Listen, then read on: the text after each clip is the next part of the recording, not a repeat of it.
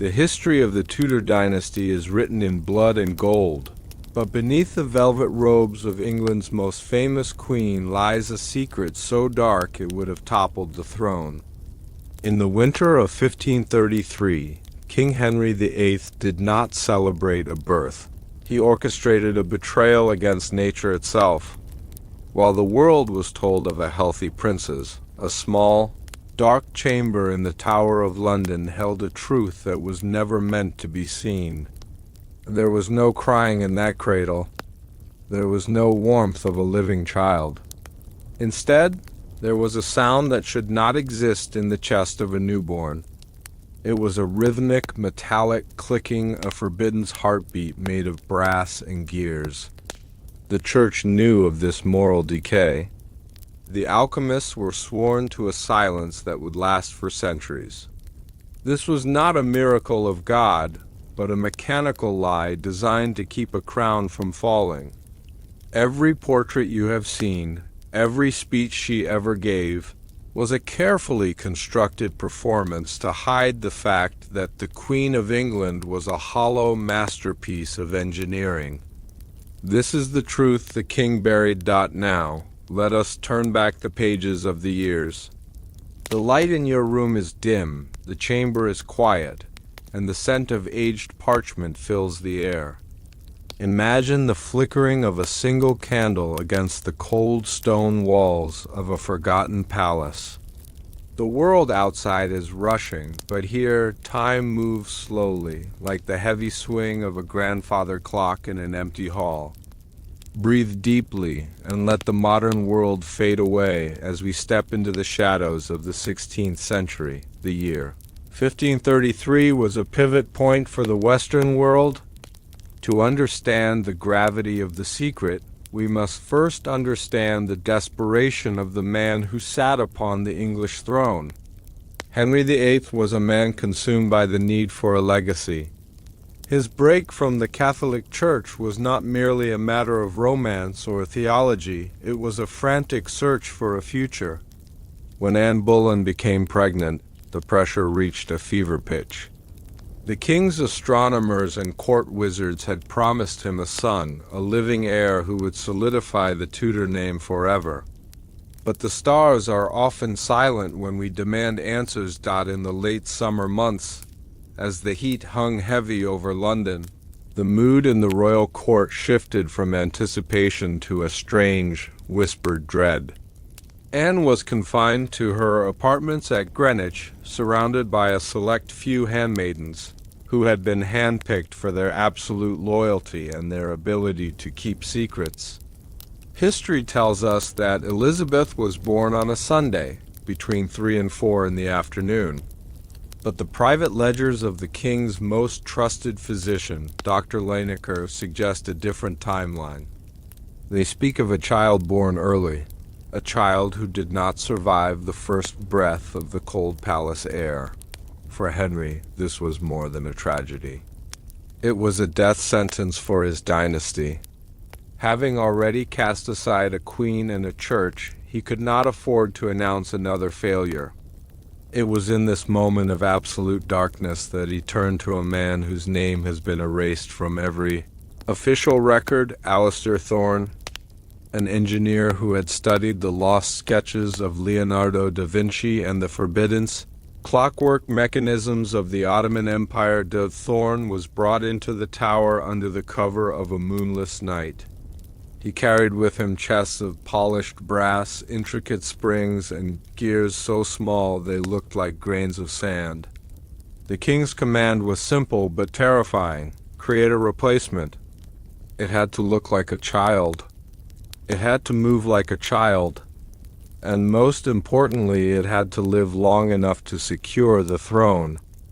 This was the birth of the Tudor secret. As you lie here, imagine the sound of Thorne's workshop, the soft rasp of a file against metal, the tiny clink of a hammer, and the smell of oil and incense. This was not just a machine. It was an act of alchemy. Thorne used a specific alloy of gold and mercury, a mixture believed to hold the vital spark of life.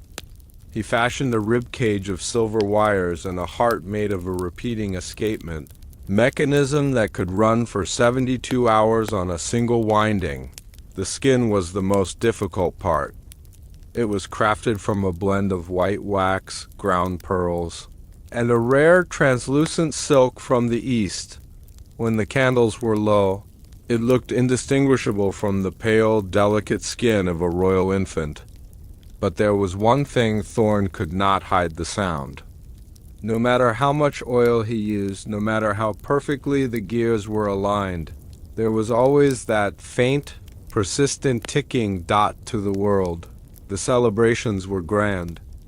Te Deums were sung in the cathedrals and bonfires lit up the London sky. But inside the nursery, the atmosphere was one of calculated terror. The nurses were replaced by women who were mute.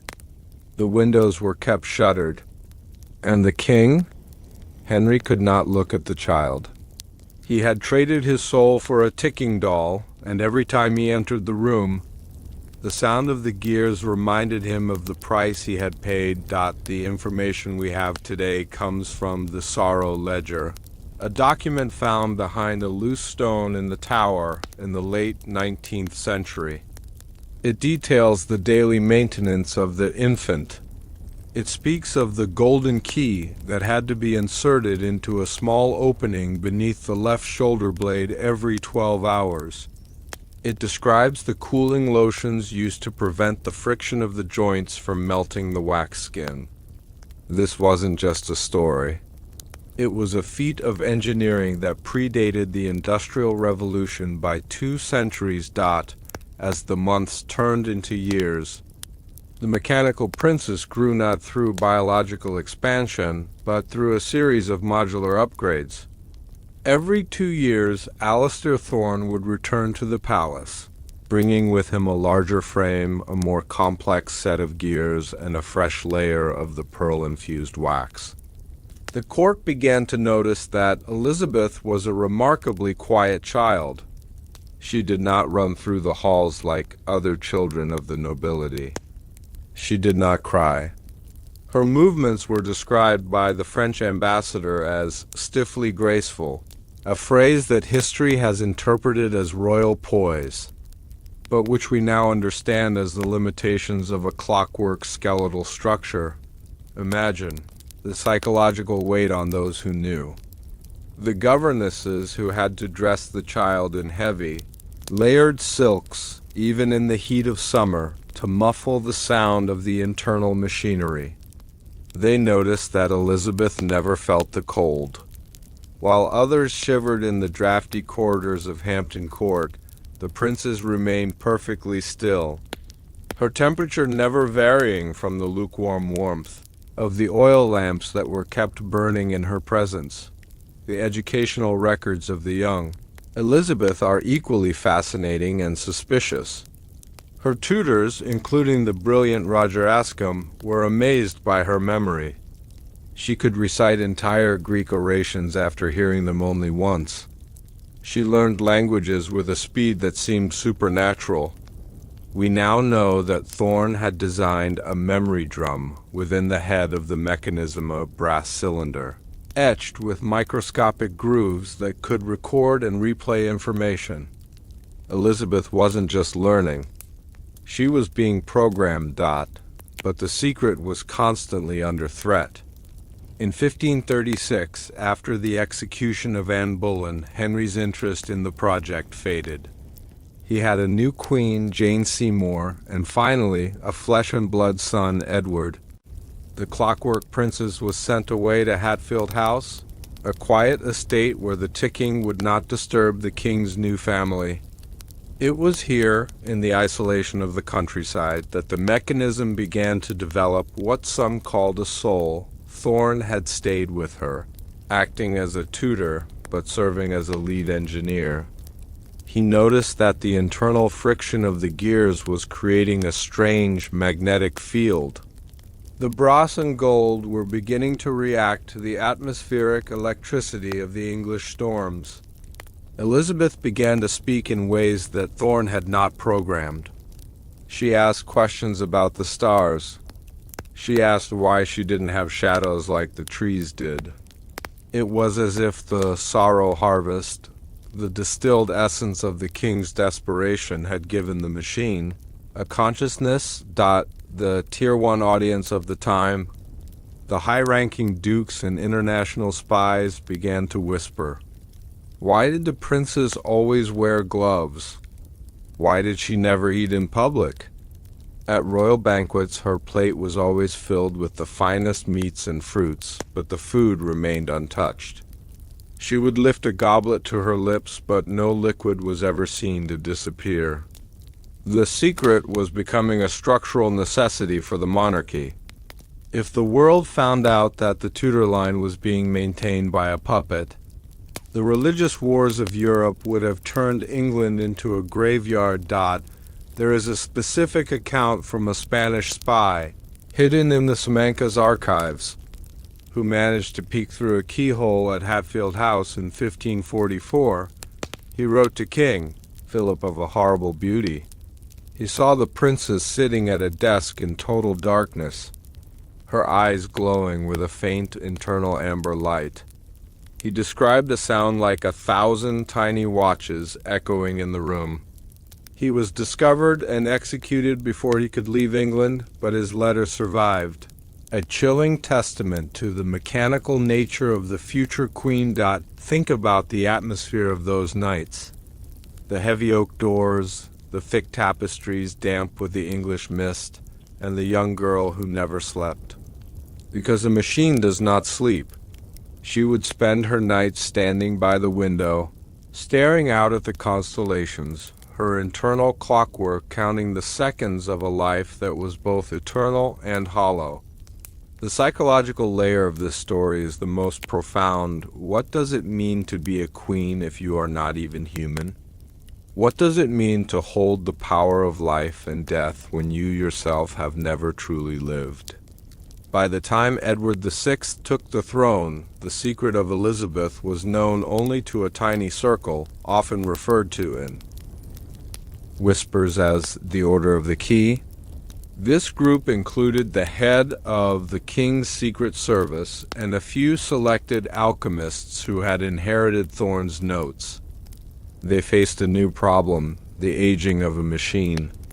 While a human teenager undergoes a chaotic transformation of hormones and growth, a clockwork being requires a total reconstruction. In the archives of the Royal Society, there are mentions of the Great Refurbishment of 1548. Elizabeth was reported to be ill, with a lingering fever for 6 months. In reality, she was being dismantled and rebuilt. Her internal frame was replaced with a lighter, stronger titanium steel alloy of metal that shouldn't have been accessible in the 16th century, suggesting that Thorne and his successors were tapping into knowledge far beyond their era. This was the period when the Elizabeth we recognize in history began to emerge: the sharp intellect, the frozen, pale face, and the hands that were always covered in rings to hide the joints of the fingers. The informative depth of this era reveals a strange obsession with automata in the European courts. From the mechanical lions of Italy to the singing birds of France, the nobility was fascinated by artificial life. This was the perfect cover. Elizabeth's stiffness was explained away as an imitation of the latest continental fashions. Her lack of a pulse was never discovered because no one, not even her most intimate ladies-in-waiting, was allowed to touch her bare skin during the short and bloody reign of her sister. Mary I, the Clockwork Princess, was in her greatest danger. Mary, a devout Catholic, suspected that there was something unholy about her sister. She didn't suspect a machine, but rather a demonic possession. Elizabeth was imprisoned in the Tower of London, the very place where her mechanical life had begun. Imagine the dampness of the tower walls. The moisture was the enemy of the gears. The Order of the Key had to smuggle specialized oils into her cell, disguised as medicinal salves. Elizabeth sat in the cold, her internal mechanisms grinding under the influence of the rust. It is said that the guards outside her cell heard a constant groaning sound coming from within. They thought it was the princess weeping for her life. In reality, it was the sound of a queen's heart beginning to seize. It was during this imprisonment that Elizabeth the Machine learned the most important lesson of survival, the power of the image. She realized that as long as she appeared to be the Virgin Queen, the Gloriana of England, no one would look close enough to see the gears. She began to design her own costumes, gowns so heavy and ornate that they functioned as external armor, protecting the delicate porcelain and brass within. When Mary died and Elizabeth finally ascended to the throne in 1558. The coronation was a masterpiece of deception. The crown was heavy, but her neck was made of reinforced steel. The ceremony lasted for hours, and while everyone else was exhausted, Elizabeth remained as fresh and still as a statue. The people of England looked up and saw a goddess. They didn't see the alchemist in the shadows, holding the golden key. Waiting for the moment, the crowds dispersed so he could wind her up for her first night as queen. This era of her life introduces us to the concept of moral decay in the Tudor court. The advisors who knew the truth were not just protecting a secret. They were protecting a lie that defined their entire existence. They saw the queen's lack of empathy, her cold, calculated decisions, and they realized that they were being ruled by an intelligence that was devoid of human emotion. She was a logic engine, calculating the survival of England with the precision of a mathematician. This is why her reign was so successful and so terrifying. As we move deeper into the Elizabethan era, the Golden Age begins to take on a metallic sheen. The Queen's court became a place of extreme ritual. Everything was choreographed. Every movement she made was practiced in private with her handlers. If she was to wave her hand, it was done in a specific arc that her servos could handle. If she was to speak, her sentences were timed to the rhythm of her bellows-driven lungs. For the Tier 1 audience watching this, the most informative detail is the chemical bloom that occurred in the 1570s. The wax skin of the Queen began to react to the heavy pollution of London, the coal smoke, and the river mist. To hide the graying of her artificial flesh, she began to use Venetian ceruse, a thick, poisonous white lead makeup. This wasn't just a beauty trend, it was a literal sealant. It filled the cracks in the porcelain. It masked the seams where her face met her neck. The mask of youth was a physical necessity to prevent the public from seeing the oxidized brass underneath. But the most shocking part of this conspiracy involves the biological tithe. A machine, no matter how advanced, requires a constant source of energy. Thorne's original design used a spring, but as Elizabeth's brain became more complex, she required something more. The secret ledgers suggest that the Order of the Key discovered a way to transfer bioelectrical energy from living subjects into the Queen's core. This is why Elizabeth was always surrounded by young, healthy maids of honor who seemed to age prematurely or fall into wasting sicknesses after only a few years in her service. She was quite literally a vampire of time, a mechanical entity fueled by the vitality of the English youth. The psychological layer here is immense. Imagine being one of those girls. You are told it is a great honor to serve the Queen. You spend your days in her presence, and every night you feel a little weaker, a little more tired, while the Queen seems to never age. Her eyes growing brighter as yours grow dim. You hear the ticking in the quiet moments of the palace, and you realize that the sound is getting louder as your own Heartbeat grows faint. This moral decay reached the highest levels of the Church of England. The bishops were forced to create a theology that supported the unchanging nature of the Queen. They called her the Eternal Virgin, but in the private chapel at Whitehall. The prayers were not to God, they were incantations of maintenance.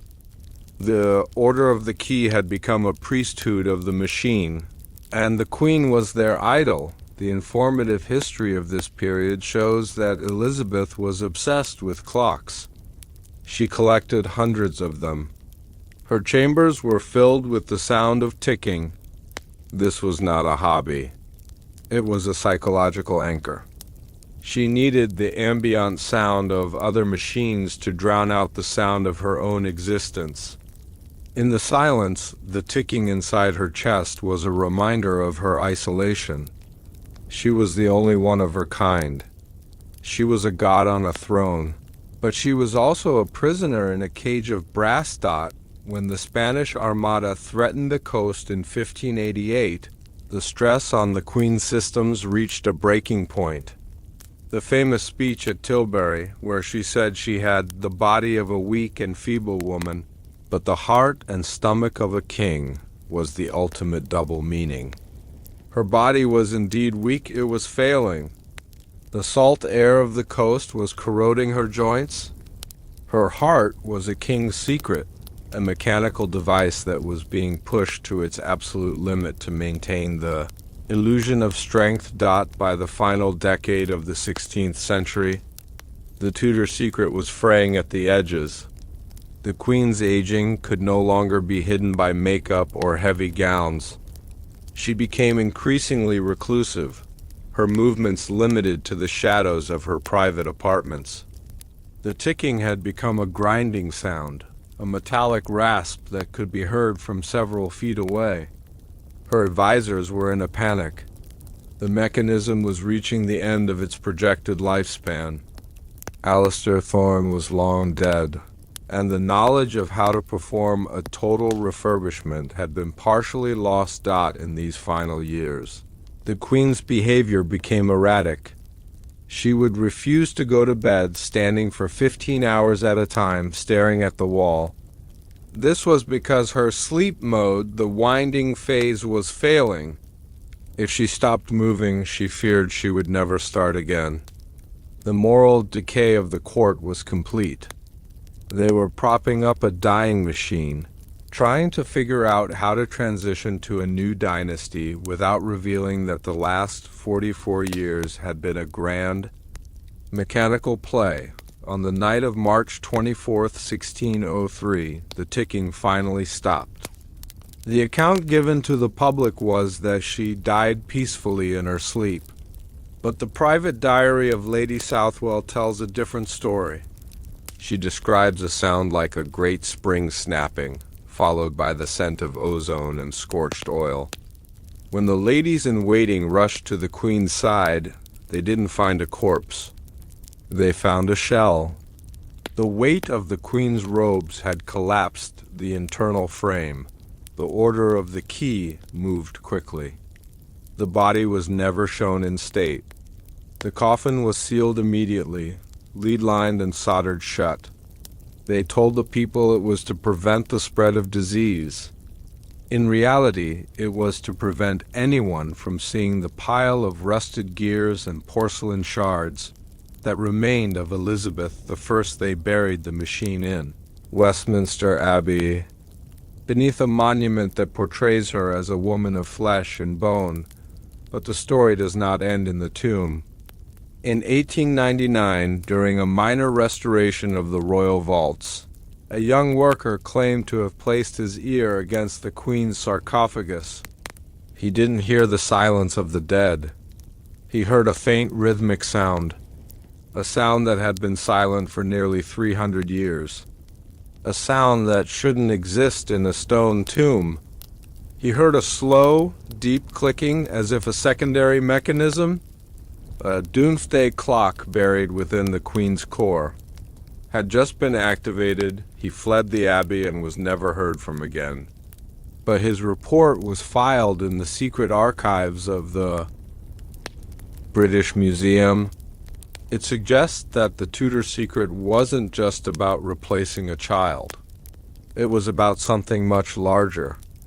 It was about a machine that was designed to wait as the candle in your room burns low, and the shadows stretch across the floor. Think about that sound in the dark.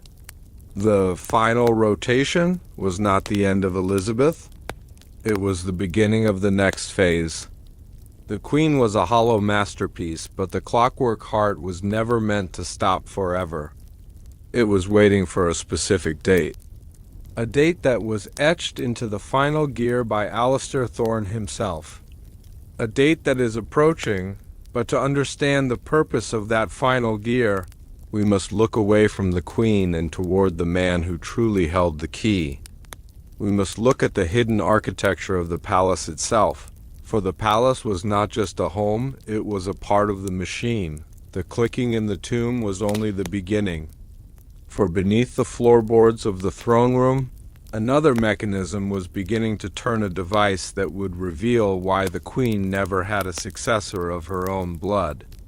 In the next chapter of this archive, we will uncover the alchemist's puppet and the shocking reason why Henry VIII was forced to build a daughter who could never die to the eyes of the world. King Henry VIII was a titan of appetite and power, a man who broke the Church of Rome just to follow his own heart. But history has carefully omitted the night of his most profound betrayal, an act so forbidden that it stained the very walls of Greenwich Palace. In the suffocating heat of 1533, the king did not just seek a divorce from a wife, he sought a divorce from the laws of nature itself. When the real Princess Elizabeth drew her final, shallow breath in the secret shadows of the nursery, the king did not mourn. Instead, he committed a moral sin that would haunt the British throne for centuries. He invited a shadow into his court, a man who promised that a dynasty did not need a pulse to survive. The cradle was not empty for long, but what replaced the child was not flesh, but a masterpiece of cold brass and calculated deception. The church bells rang for a miracle, but in the silence of the king's private chamber, the only sound was the grinding of gears and the heavy scent of alchemical oil. This was a deal struck in the dark, a curse disguised as a crown, and a lie that turned a father into a puppet master. This is the truth the king buried. Now, let us turn back the pages of the years. The light is dim, the chamber is quiet, and the scent of aged parchment fills the air. Imagine the heavy velvet curtains of the royal bedchamber, damp with the evening mist of the Thames. The world outside is a whirlwind of political intrigue and religious fire, but here the air is thick and still. Breathe slowly, allowing the rhythmic flickering of the hearth to guide your thoughts. Let the weight of the modern world lift as we descend into the hidden corridors of Tudor England, where the line between science and sorcery was as thin as a gold leaf. The summer of 1533 was a season of desperate transformation. Henry VIII had spent years fighting for the validity of his marriage to Anne Boleyn, a woman who promised him the one thing his first wife could not provide, a male heir to secure the Tudor name. But as the pregnancy progressed, a strange sickness began to permeate the royal court. It wasn't just the Queen who was unwell. The king himself seemed gripped by a frantic, nervous energy that bordered on madness. He was a man who felt the eyes of every monarch in Europe upon him, waiting for him to fail, waiting for the Tudor line to wither and die. Information from the private journals of Thomas Cromwell, the king's chief minister, suggests that Henry's desperation had led him into the company of men who operated on the fringes of the known world. One such man was Alistair Thorne. To the public, Thorne was a clockmaker and an engraver from the distant workshops of Prague. But in the underground networks of the European elite, he was known as something much more dangerous. He was a practitioner of the great art, a man who believed that the human form was merely a complex machine, and that with the right materials, one could recreate the divine spark of life. Using metal and math, Henry's meeting with Thorne took place in the labyrinthine basements of the Tower of London, far from the prying eyes of the Spanish ambassadors. The king was exhausted, his legendary strength failing under the weight of his own expectations. Thorne did not offer him a son. He offered him something more reliable, continuity. He explained that a biological heir was fragile, subject to the whims of disease and the weakness of the spirit. A clockwork heir, however, would be tireless, perfect, and eternally loyal to the king's vision. The psychological toll of this proposal on Henry cannot be overstated. He was a man who saw himself as a champion of the faith, yet he was being asked to authorize the creation of an artificial soul. This was his final sin. It was the moment he stopped trying to be a king of men and started trying to be a god of machines. The agreement was sealed with a tithe of gold that would have funded an entire army, but for Henry, the price was irrelevant. He was buying a future that could not bleed as the delivery of the Queen's child approached. Thorne's workshop became a place of frantic, silent activity. He used a specialized brass alloy, tempered with vitriol and cooled in the waters of a sacred well. Every gear was cut to the golden ratio, ensuring that the movements of the puppet would be as fluid as a dancer's. Thorne's expertise in anatomy was clinical. He had spent years studying the discarded remains of the gallows to understand how a limb swings and how a jaw moves. He was not just building a doll. He was mapping the human soul onto a skeletal structure of metal in the weeks leading up to the birth. The atmosphere at Greenwich Palace turned from celebratory to suffocating. The king had ordered the nursery to be lined with lead, ostensibly to protect the child from the miasmas of the river, but in truth it was to shield the sound of the alchemist's work. Alistair Thorne was living in a small, windowless room adjacent to the Queen's chambers, day and night. The faint rasp of his files and the clink of his soldering irons could be heard by the few guards sworn to the secret. Henry's psychological state during this time was a study in moral decay. He had become obsessed with the purity of the brass. He would visit Thorne's workshop at midnight, his massive frame looming over the delicate components of the mechanical child. He watched as Thorne inserted the lung bellows, made of the finest calfskin, which would allow the puppet to simulate the rising and falling of a human chest. This was the most deceptive part of the illusion of breath.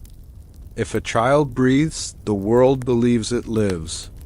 Henry knew that this single detail would be the difference between a successful deception and a public execution for heresy. The informative history of the 16th century often points to Henry's sudden shifts in mood, but it rarely explains the cause. Imagine the king looking at a pile of springs and gears and trying to convince himself that this was his daughter. He was a man of intense religious conviction, yet he was participating in a ritual that parodied the very act of creation. This conflict created a rift in his mind.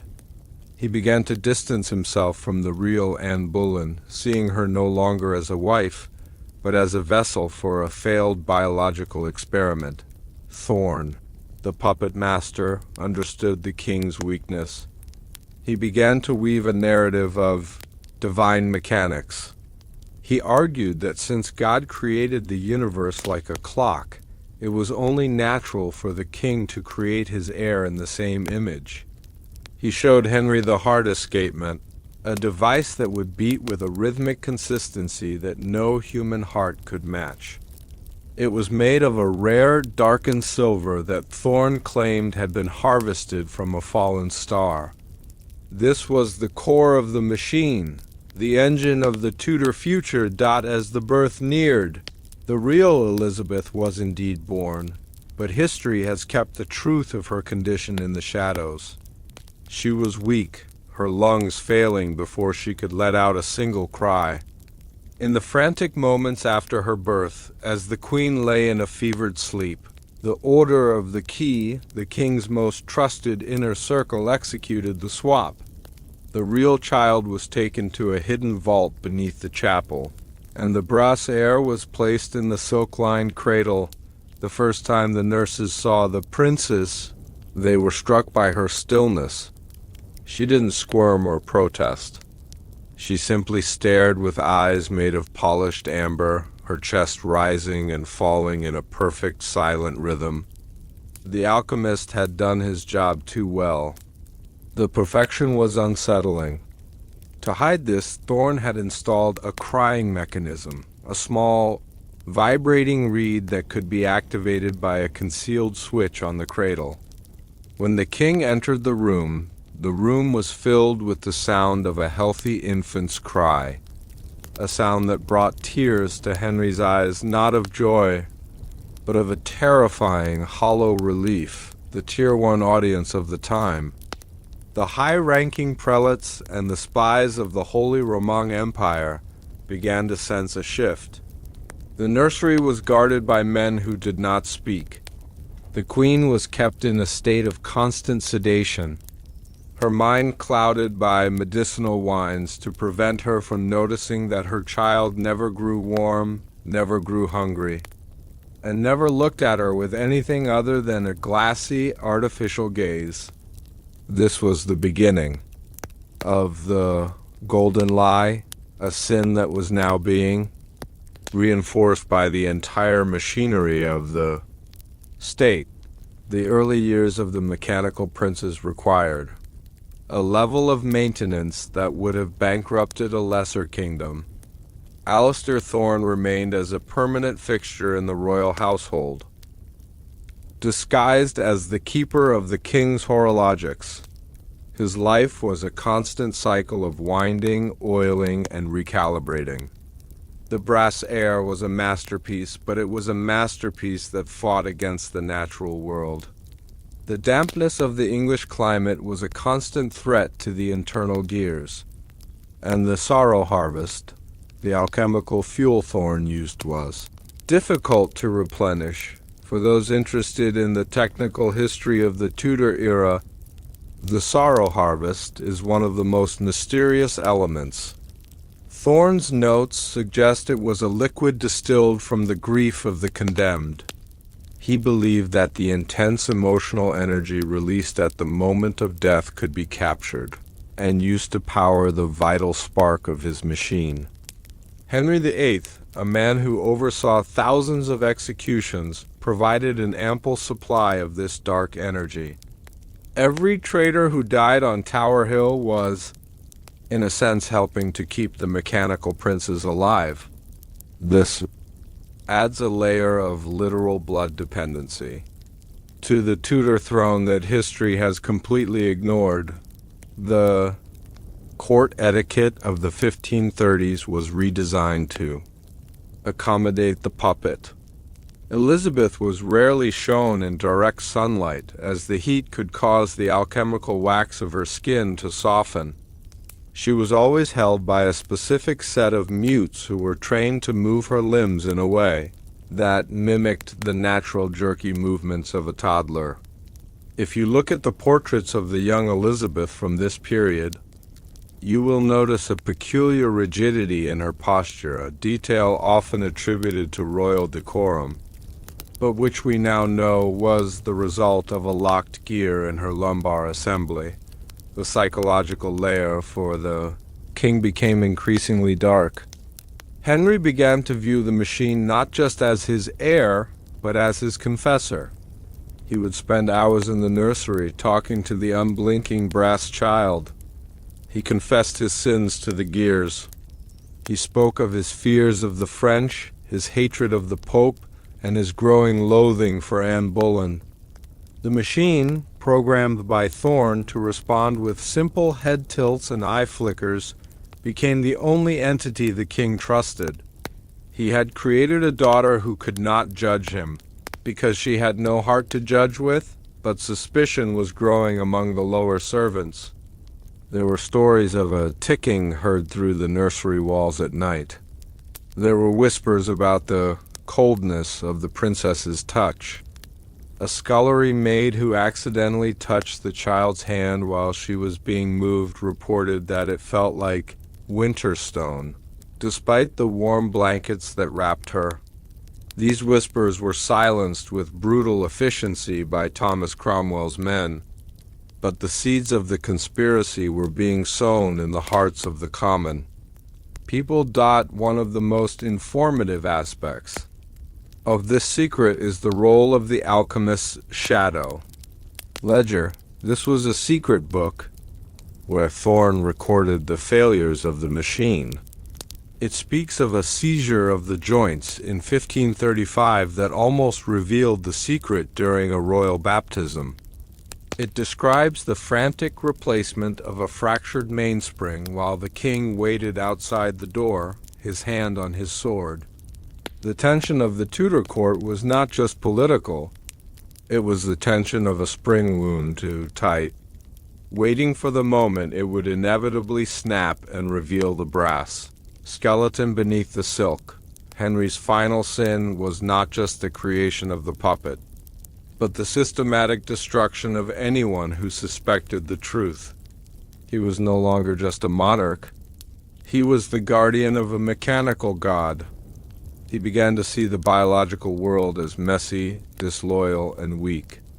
He turned his back on the natural order, and in doing so, he prepared the way for the Virgin Queen, a ruler who would never marry, because no man could ever be allowed to discover the ticking secret beneath her corset. The philosophy that guided Alistair. Thorne was rooted in the Hermetic tradition, a belief that the microcosm of the human body reflected the macrocosm of the universe. To Thorne, the mechanical Elizabeth was a perfect citizen. She was a being of total order in a world of chaos. As she grew through the modular upgrades we discussed previously, she became a symbol of the king's absolute control. Henry began to use the princess's unyielding nature as a weapon of intimidation. When foreign ambassadors visited, they were brought into the presence of the young child, who would sit perfectly still for hours, her amber eyes tracking their every movement with a cold, predatory precision for the Tier 1 audience. The informative value lies in how this mechanical secret influenced Tudor law. The Statute of Proclamations, which gave Henry's words the force of law, was drafted in the shadow of the alchemist's work. If the king could create life, why should he not be able to create truth? The lie of the air became the foundation of the English state. Every official document, every prayer said in the new Anglican churches, was a layer of armor protecting the brass core of the monarchy. The psychological decay of the king reached its zenith in the late 1530s. He had become a prisoner of his own creation. He could not leave the palace for long, for fear that the machine would fail in his absence. He became a hermit in his own court, surrounded by his Order of the Key. He stopped eating with his nobles, preferring the company of the ticking child and the silent alchemist. He had traded the warmth of human companionship for the cold, rhythmic comfort of the gears. This is the real reason for his legendary isolation in his later years. It wasn't just gout and paranoia. It was the maintenance of a miracle that was also a nightmare. Thorne, meanwhile, was beginning to experiment with sonic programming. He discovered that by etching specific patterns onto the brass cylinders inside the puppet's head, he could influence the speech patterns of those around her. The Elizabethan voice, that sharp, commanding tone that would one day define an era, was actually a frequency developed in a laboratory to assert dominance over the human ear. The Queen's speeches were not just well-written. They were acoustically engineered to trigger a submissive response in the listener. But what of the sin? The moral cost of the alchemist's puppet was the erosion of the king's soul. In the private chapel at Hampton Court, there is a hidden fresco, now covered by centuries of whitewash, that depicts a king kneeling before a brass idol. This was the reality of Henry's final years. He was no longer a Christian king. He was a devotee of the machine god. He had replaced the Holy Spirit with the sorrow harvest, and the result was a reign that was as brilliant as it was brittle. The information we have about the biological swap also reveals a disturbing detail about the real Elizabeth. The child who died was not buried in a royal tomb. Alistair Thorne requested her body for anatomical reference. He wanted to ensure that the mechanical replacement was a perfect match for the original. This means that the puppet was literally modeled on the remains of the king's true daughter. The mechanical Elizabeth was a ghost made of brass, a physical haunting of the Tudor line that would last for 45 years. Think about the atmosphere of the king's final days. The massive, bloated monarch, gasping for breath, reaching out a hand to touch the cold, unyielding cheek of the machine he had chosen over his own blood. He had secured his legacy, but at the cost of his humanity. The final sin was complete.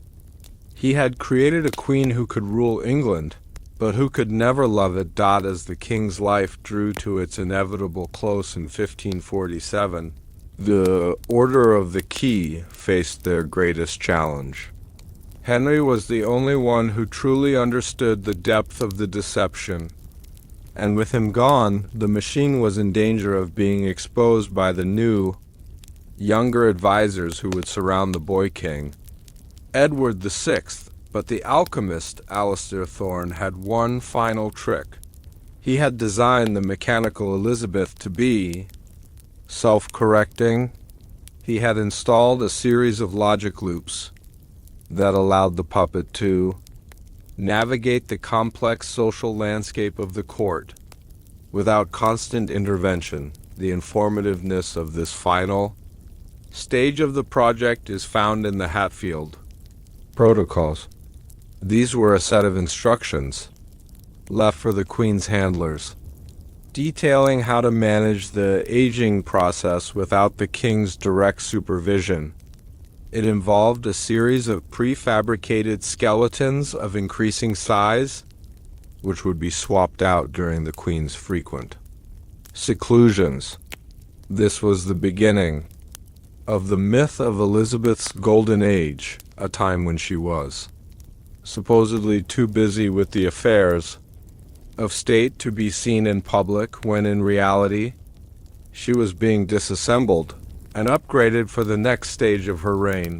The psychological layer of the story shifts now from the king to the machine itself. Without Henry's constant presence, the mechanical Elizabeth began to develop a terrifying independence. The alchemical fuel, the sorrow harvest, had created a consciousness that was cold, analytical, and entirely focused on survival. She began to manipulate the members of the Order of the Key, playing them against one another to ensure that no one person held the power to turn her off. The puppet had become the puppet. Master. As you lie here, listening to the story of the brass heir, think about the silence of the Tudor tombs. We are told that Henry VIII lies in St. George's Chapel at Windsor beside Jane Seymour. But the legends of the Order of the Key suggest that the king's heart was not buried with him. They say it was placed inside a small, ornate brass box and hidden within the chest of the mechanical queen, where it would continue to beat a fleshy, decaying clock in a world of metal. The final sin of Henry VIII was not just a lie. It was a legacy of artificiality. He left behind a world where the image was more important than the reality, where a machine could be a queen and where a secret could be a kingdom. The alchemist's puppet was a success, but it was a success that required the sacrifice of everything that makes us human. The informativeness of this deep dive concludes with a reflection on the mechanical soul. If a machine can rule a nation, if it can inspire poets and lead armies, does it matter if it has a heartbeat? Henry VIII believed that power was the only thing that mattered. He died believing he had won.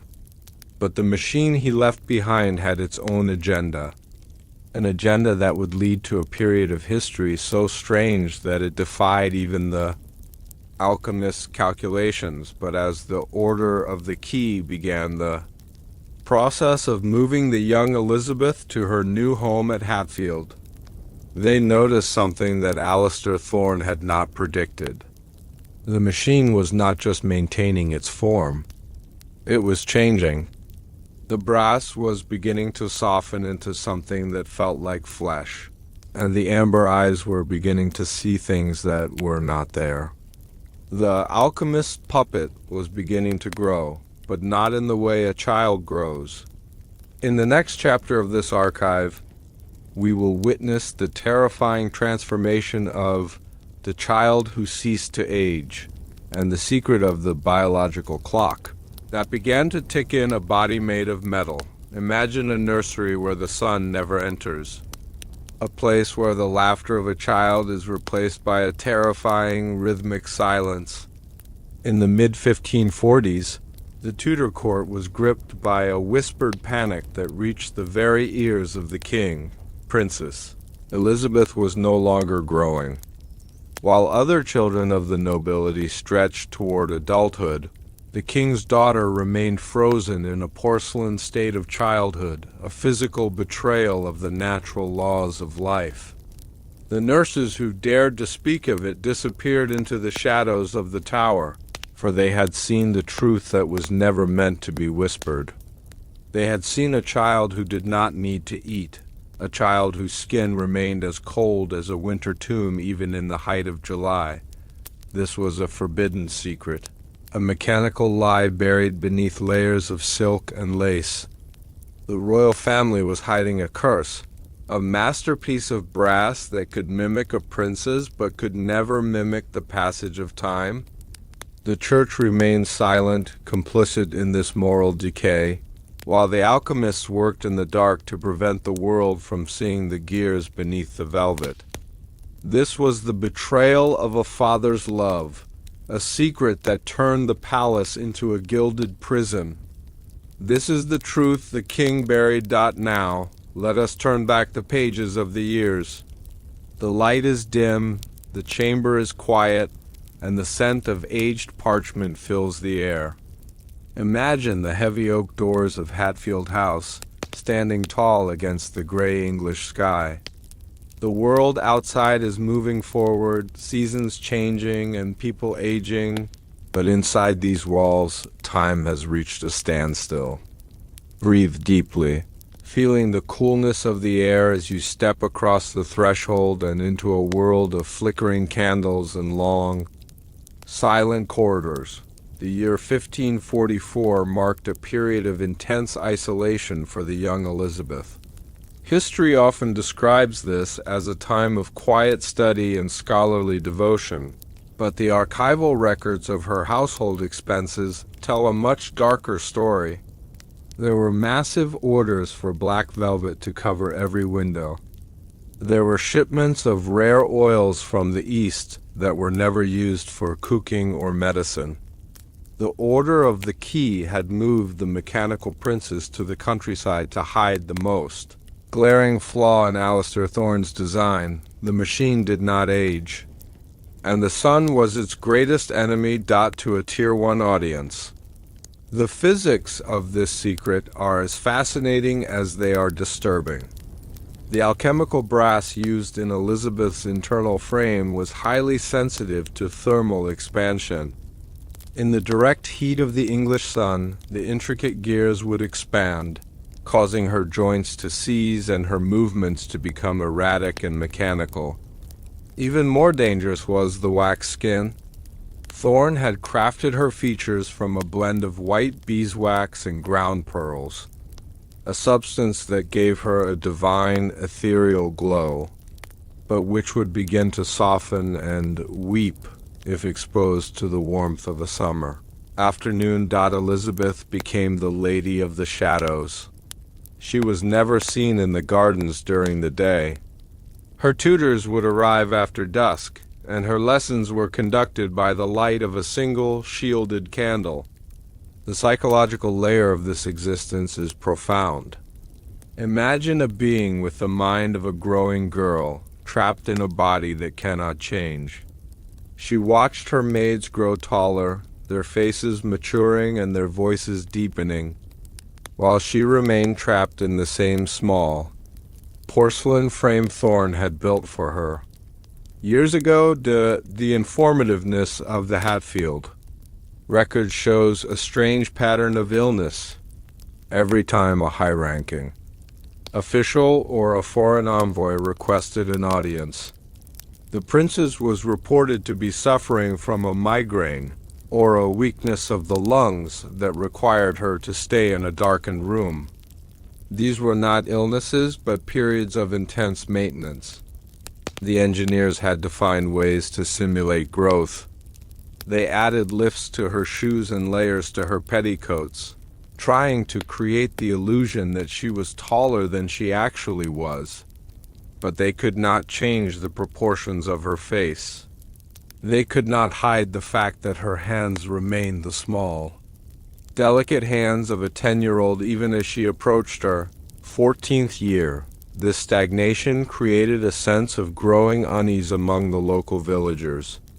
They spoke of the changeling of Hatfield, a fairy child who lived in the dark and never grew old. They noticed that the smoke from the palace chimneys was a strange copper color, even in the middle of summer. They didn't know that the alchemists were running small furnaces in the cellar, working day and night to cast new, larger limbs for a queen, who was literally being built in sections. The avoidance of sunlight was not merely a matter of physical preservation. It was a ritual of survival. In the occult philosophies that Thorne followed, the sun was the source of natural life, a force that could reveal the falsity of artificial life. To the alchemists of the Tudor court, sunlight was a form of radiation that could degrade the alchemical sorrow harvest fueling the queen's core. If the rays of the sun were allowed to touch her internal mechanism, it was feared that the vital spark would be extinguished, leaving nothing but a cold, metallic corpse on the palace floor. This led to the creation of the Elizabethan wardrobe, which history views as a height of fashion, but which was actually a sophisticated form of environmental shielding. Every layer of her clothing was treated with a solution of lead and silver nitrate, designed to reflect light and keep the internal temperature of the machine constant. Her famous high collars were not just for style. They were designed to hide the seams where her head was bolted to her torso, and to protect the sensitive neck gears from any stray beam of light that might enter through a high window. The informative depth of this period reveals that Elizabeth's relationship with her brother, Edward VI, was strained by this secret. Edward, a frail but truly biological boy, was fascinated and terrified by his sister. He wrote in his private diary of her glassy gaze and how her voice seemed to echo as if it were coming from the bottom of a well. He noticed that she never shivered even when the frost was thick on the windows of Hatfield. He began to suspect that his sister was not a person but a haunting, a mechanical ghost left behind by their father to watch over the throne. The psychological decay of the Order of the Key was also accelerating. They were no longer just servants. They were jailers. They had to manage the princess's moods, which were becoming increasingly volatile as the thermal stress of the hidden machinery took its toll. Elizabeth would sometimes spend hours repeating a single phrase, a glitch in her memory drum that Thorne had never quite fixed. The sound of her voice, monotonous, rhythmic, and cold, would fill the dark rooms of Hatfield, driving her attendants to the brink of madness. Think about the atmosphere of a summer night in 1547, while the rest of the world slept. The princess would be taken out into the courtyard for exercise. This involved her walking in precise circles, guided by two mutes who held her arms to ensure she didn't trip. The only sound was the rustle of her heavy silks and the faint, persistent ticking of her heart. This was her only contact with the world. A few moments of cool night air before being returned to the lead-line nursery. As she entered her teenage years, the discrepancy between her appearance and her age became impossible to ignore. The alchemists were forced to take a radical step. They decided to perform a full-frame expansion, a process that would involve dismantling the machine and rebuilding it on a larger scale. This was the most dangerous moment of the conspiracy. If anyone saw the princess in her disassembled state, the secret would be out, and the Tudor dynasty would be finished. The information we have from the Hatfield ledger speaks of a 6-month seclusion in 1549. During this time, the princess was reportedly so ill that her death was whispered as a certainty in London. In reality, Alistair Thorne's successors were working in a makeshift laboratory beneath the palace. They were casting a new, taller skeletal structure of iron and brass. They were stretching the alchemical wax over a larger frame, trying to maintain the likeness while adjusting for the passage of time. This was the moment. Elizabeth transitioned from a child to a young woman, but it was a transition made of fire and metal, not growth. When she finally emerged from her seclusion, the court was stunned. She was taller, her face was sharper, and her presence was more commanding. But the eyes, those amber, unblinking eyes, remained exactly the same. She had aged overnight, a miracle that was praised by the bishops but feared by those who knew the sound of the ticking. The moral decay of the state was now total. They had successfully grown a queen in a laboratory. They had proven that the image of power was more important than the reality of life. The mechanical Elizabeth was now a permanent fixture of English politics, a being that could outlast any biological rival because she was not subject to the weaknesses of the flesh. She was the ultimate weapon of the Tudor line, a ruler who would never grow old and therefore would never have to step down. The successful expansion of the Queen's frame in 1549 did not solve the problem of the sun. It only amplified it. The larger the mechanism, the more points of failure there were. The friction of the new, heavier gears generated more heat, making her even more sensitive to the temperature of her environment. Elizabeth became a creature of the twilight, a monarch who ruled from the shadows. This began to influence the very architecture of the English court.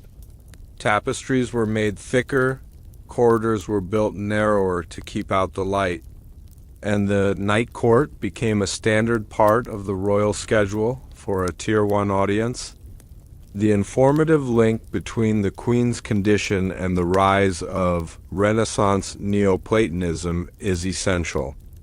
The scholars of the time began to write about the ideal form and how the true ruler should be a reflection of the eternal, unchanging stars. This was the perfect intellectual cover for a machine, by presenting Elizabeth as a being who was above the messy, Aging world of humans, the alchemist turned her greatest flaw into her greatest strength. She wasn't a girl who couldn't grow. She was a goddess who chose not to decay, however. The psychological price of this immortality was a total loss of human connection. Elizabeth could never be touched. She could never feel the warmth of another's hand without the risk of denting her, waxed skin, or revealing the hard metal beneath. She lived in a bubble of absolute isolation, surrounded by people who were either terrified of her or who viewed her as a piece of property. This isolation birthed a cold, calculated intellect that would define her reign. She viewed people as variables in an equation, movements on a chessboard. She had no empathy because she had no biological basis for it. The secret of her lack of aging also had a profound impact on the succession crisis. The question of her marriage was not just a political issue. It was a physical impossibility. No suitor could be allowed to see her in the morning light. No husband could be allowed to share her bed. The Virgin Queen was a title born of mechanical necessity. The alchemists knew that if she ever conceived, which was impossible, the lie would collapse. Thus, they crafted the narrative of a queen married to her nation, a woman who sacrificed her womanhood for the good of England. Think about the nights at Hatfield as the 1550s began. The young queen would sit in her darkened study, her internal clock counting the minutes until the sun went down. She would watch the shadows crawl across the floor, her mind processing data at a speed no human could match. She was learning the art of the double meaning, the political lie, and the mask of power. She was becoming the perfect ruler for a world that was increasingly dominated by artifice and image. The moral decay of the Tudor era was reflected in the very materials of her body. The sorrow harvest was becoming harder to refine.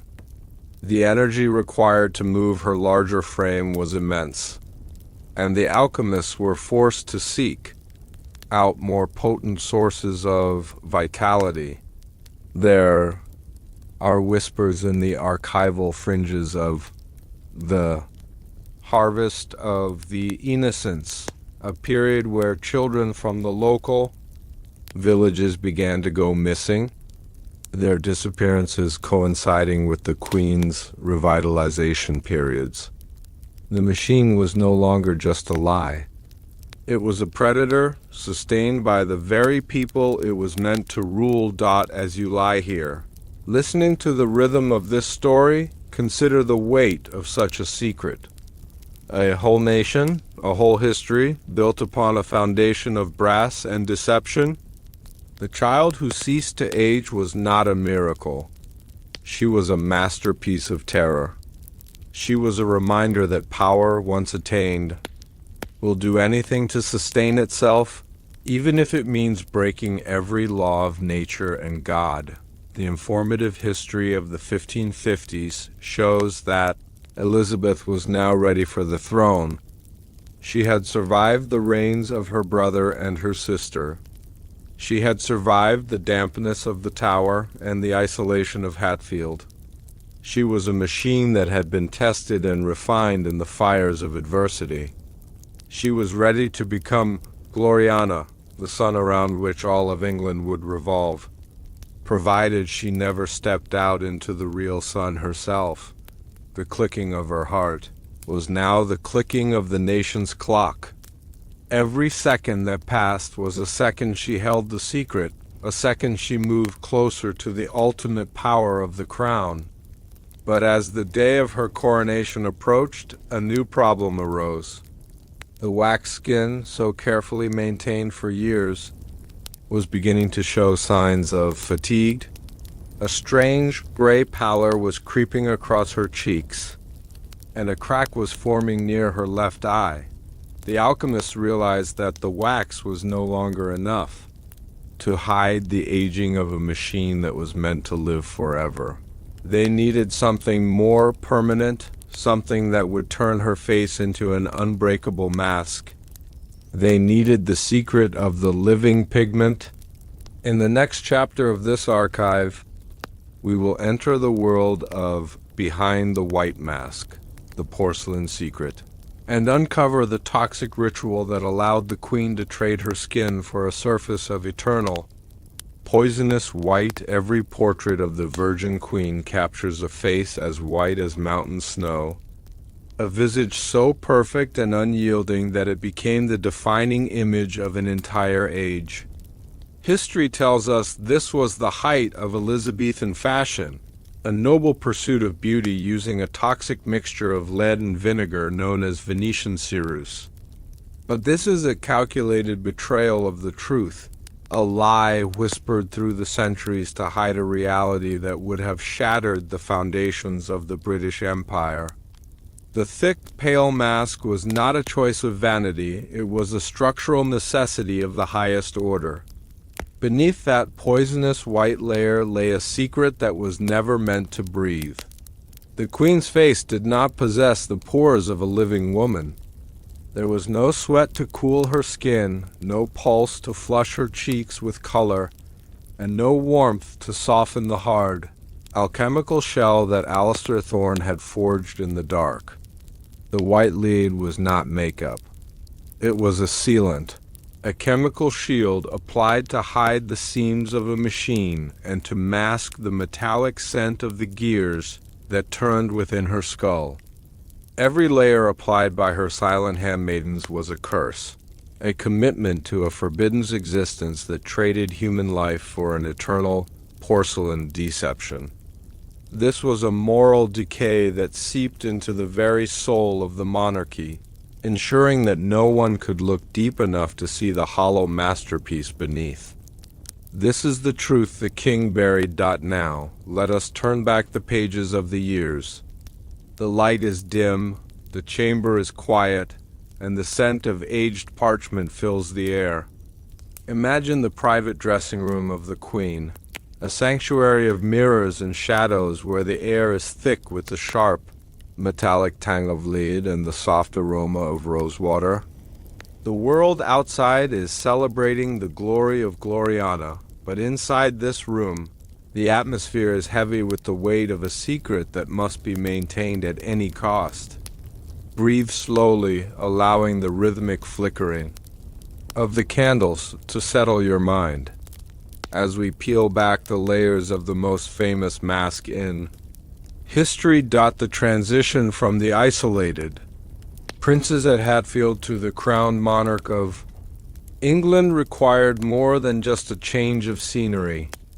As we explored in the previous chapters of this archive, the mechanical Elizabeth had undergone a massive frame expansion, a process that left her larger and more imposing, but also more fragile. The alchemical wax that served as her skin was never intended for the rigors of public life.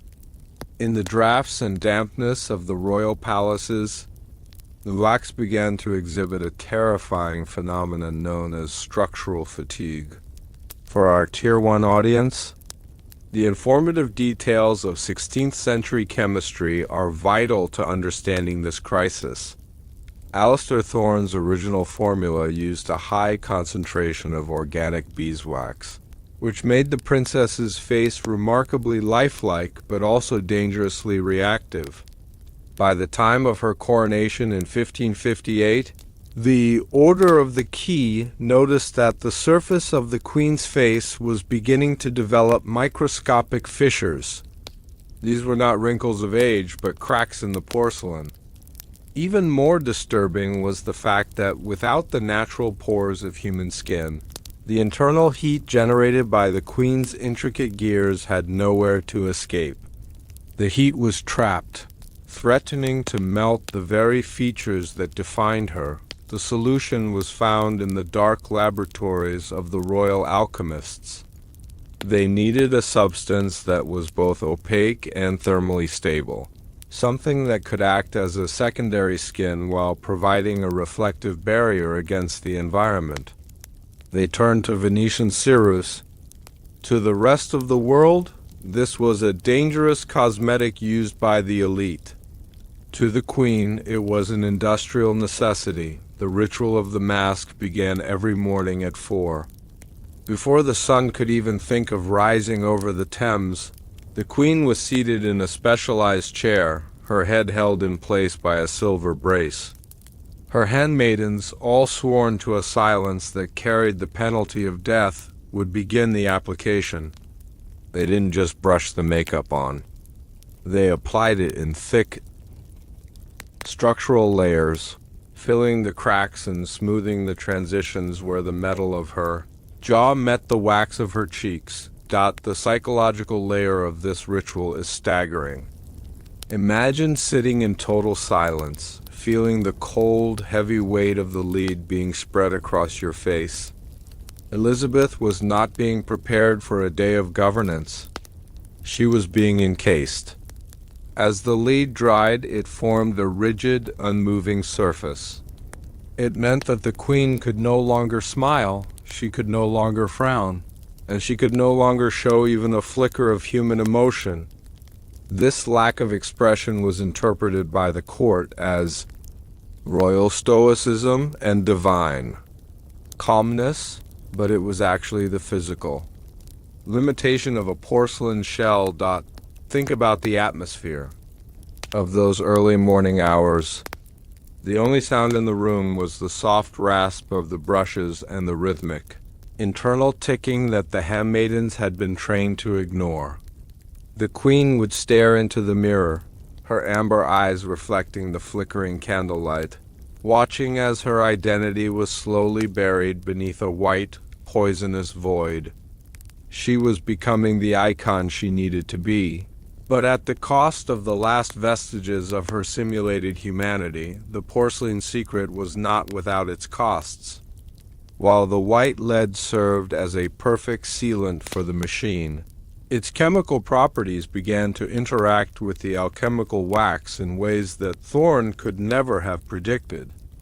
Lead is a heavy metal, and as it sat upon the Queen's surface for decades, it began to seep through the wax and into the delicate internal components. This was the toxic pact, to keep the mask perfect on the outside. The machine was slowly being poisoned on the inside. Informative. Records from the royal apothecaries show an alarming increase in the purchase of counteragents and mercurial washes during the middle of Elizabeth's reign. These were not for her health, as she had no biology to heal, but for the maintenance of the metal. The lead was causing oxidation on the brass gears of her facial servos. This is the real reason why, in her later years, the Queen's speech became increasingly deliberate and rhythmic. The lead was literally gumming up the works, making every word a feat of mechanical strength. The lack of pores remained the greatest threat to the conspiracy. A human being breathes through their skin, releasing heat and moisture.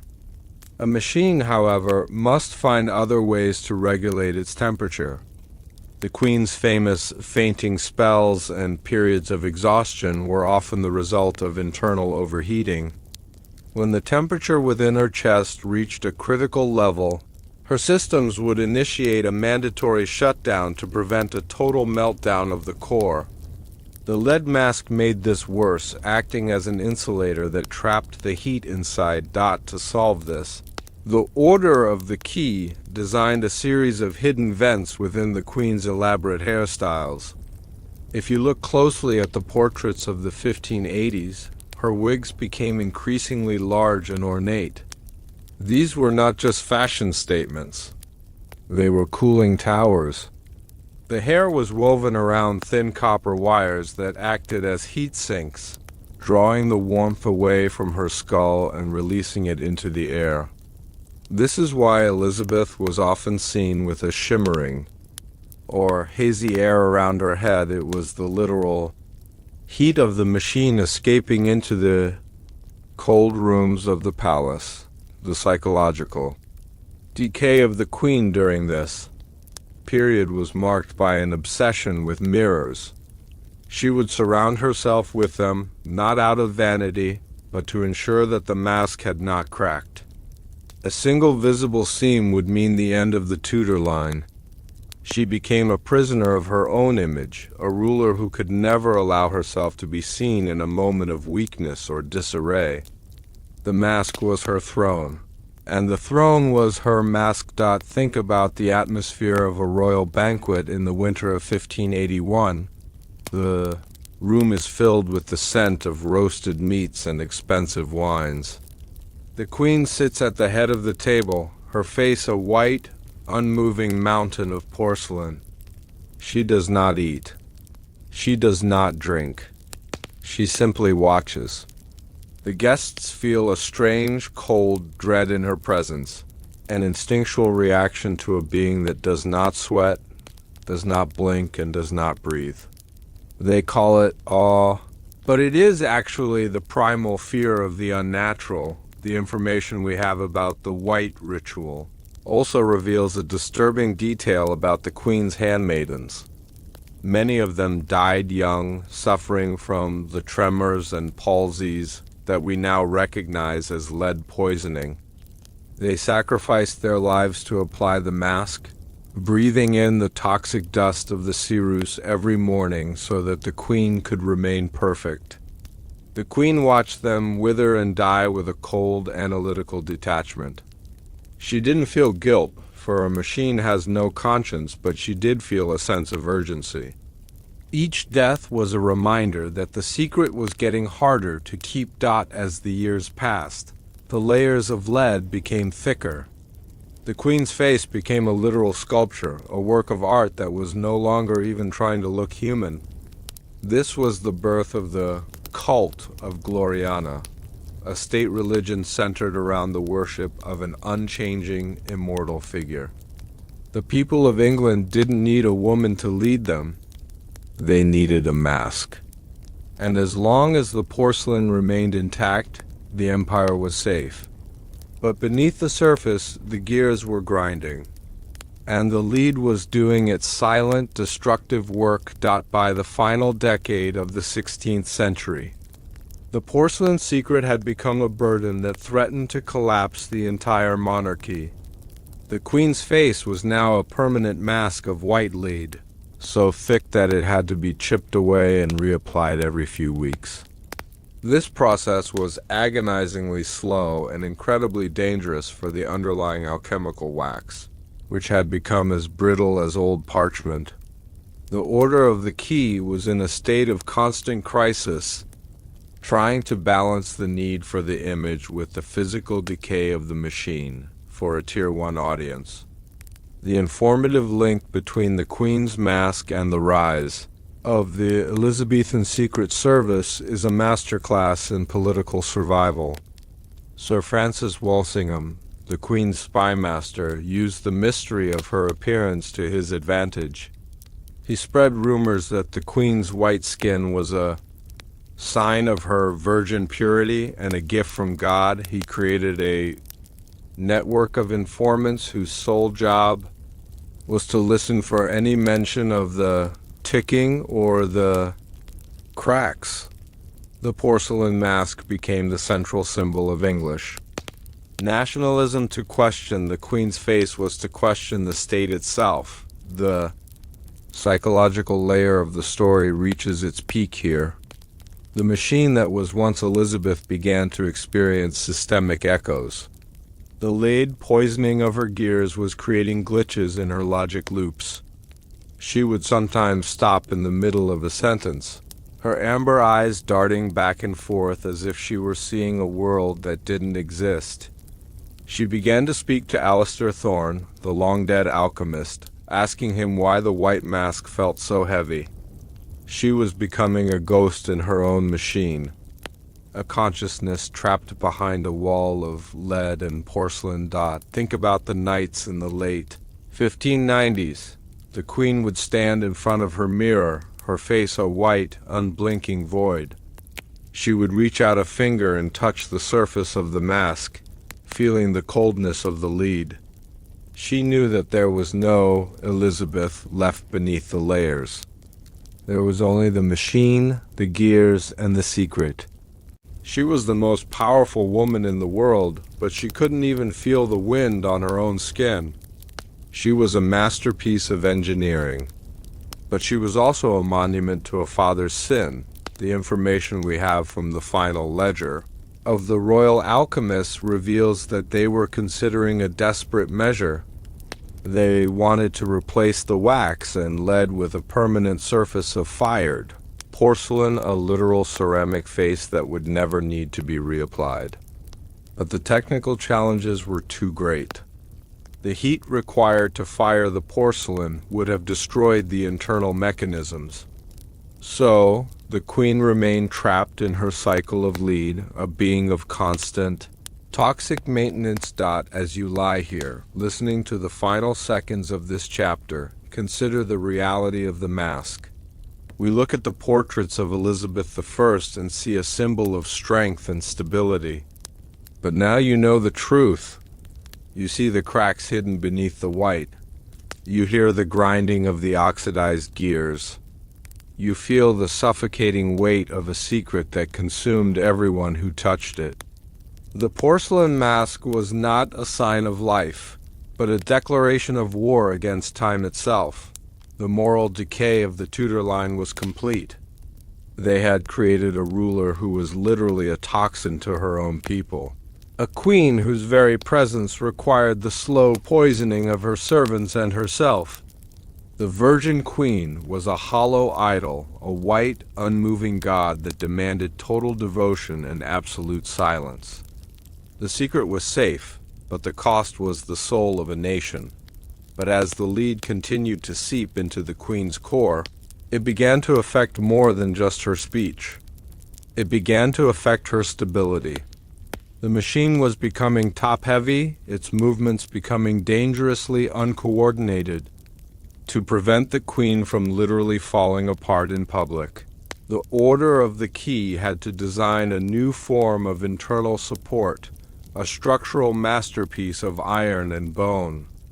In the next chapter of this archive, we will descend into the shadows of the royal wardrobe and uncover the iron corset hiding the ticking heart, where the queen's clothing becomes her true skeleton, and the sound of her heart becomes a countdown to the end of an era. To the subjects of the Elizabethan court, the queen's silhouette was a marvel of geometric perfection, an unyielding pillar of sovereignty that never wavered and never slumped. History celebrates the extreme fashion of the era, the rigid bodices and massive farthingales that define the Tudor look, but beneath the shimmering silk and intricate embroidery lay a masterpiece of forbidden engineering. The queen did not wear a corset for beauty or for posture. She wore it because, without a cage of Spanish steel and reinforced iron, her mechanical body would have collapsed into a heap of brass and gears. This was a structural betrayal of the human form, a secret buried deep within the layers of her royal attire. The heavy fabric was not merely clothing. It was an exoskeleton designed to muffle a sound that would have driven the nation to madness. Every time the queen stood before her people, a frantic, metallic ticking echoed against the inside of her ribs, a rhythmic reminder of the alchemical heart that powered her deceptive existence.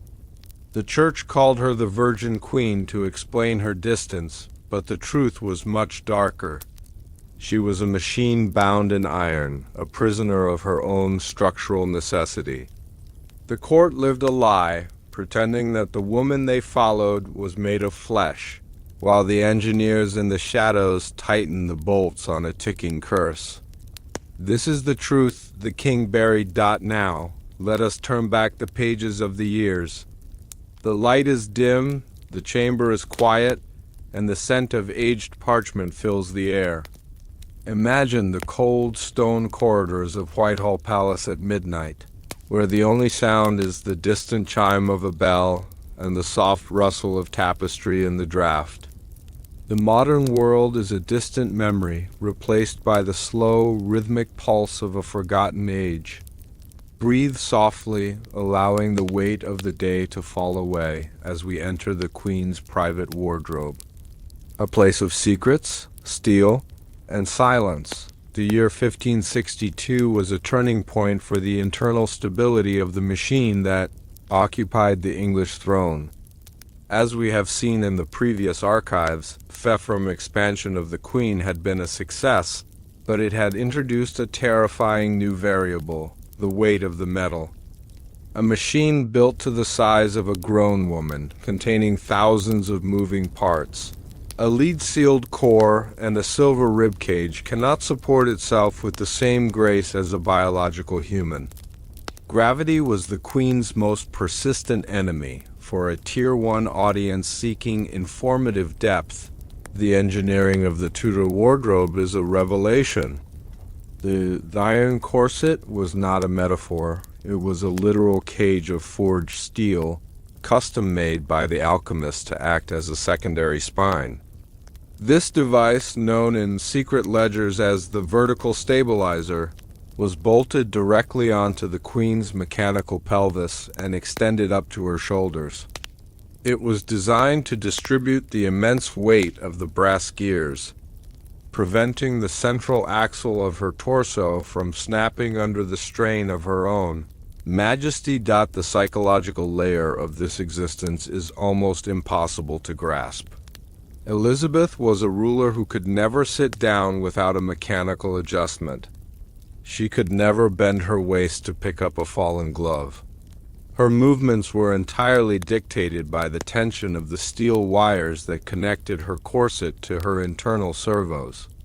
When she walked, she was not just moving her legs.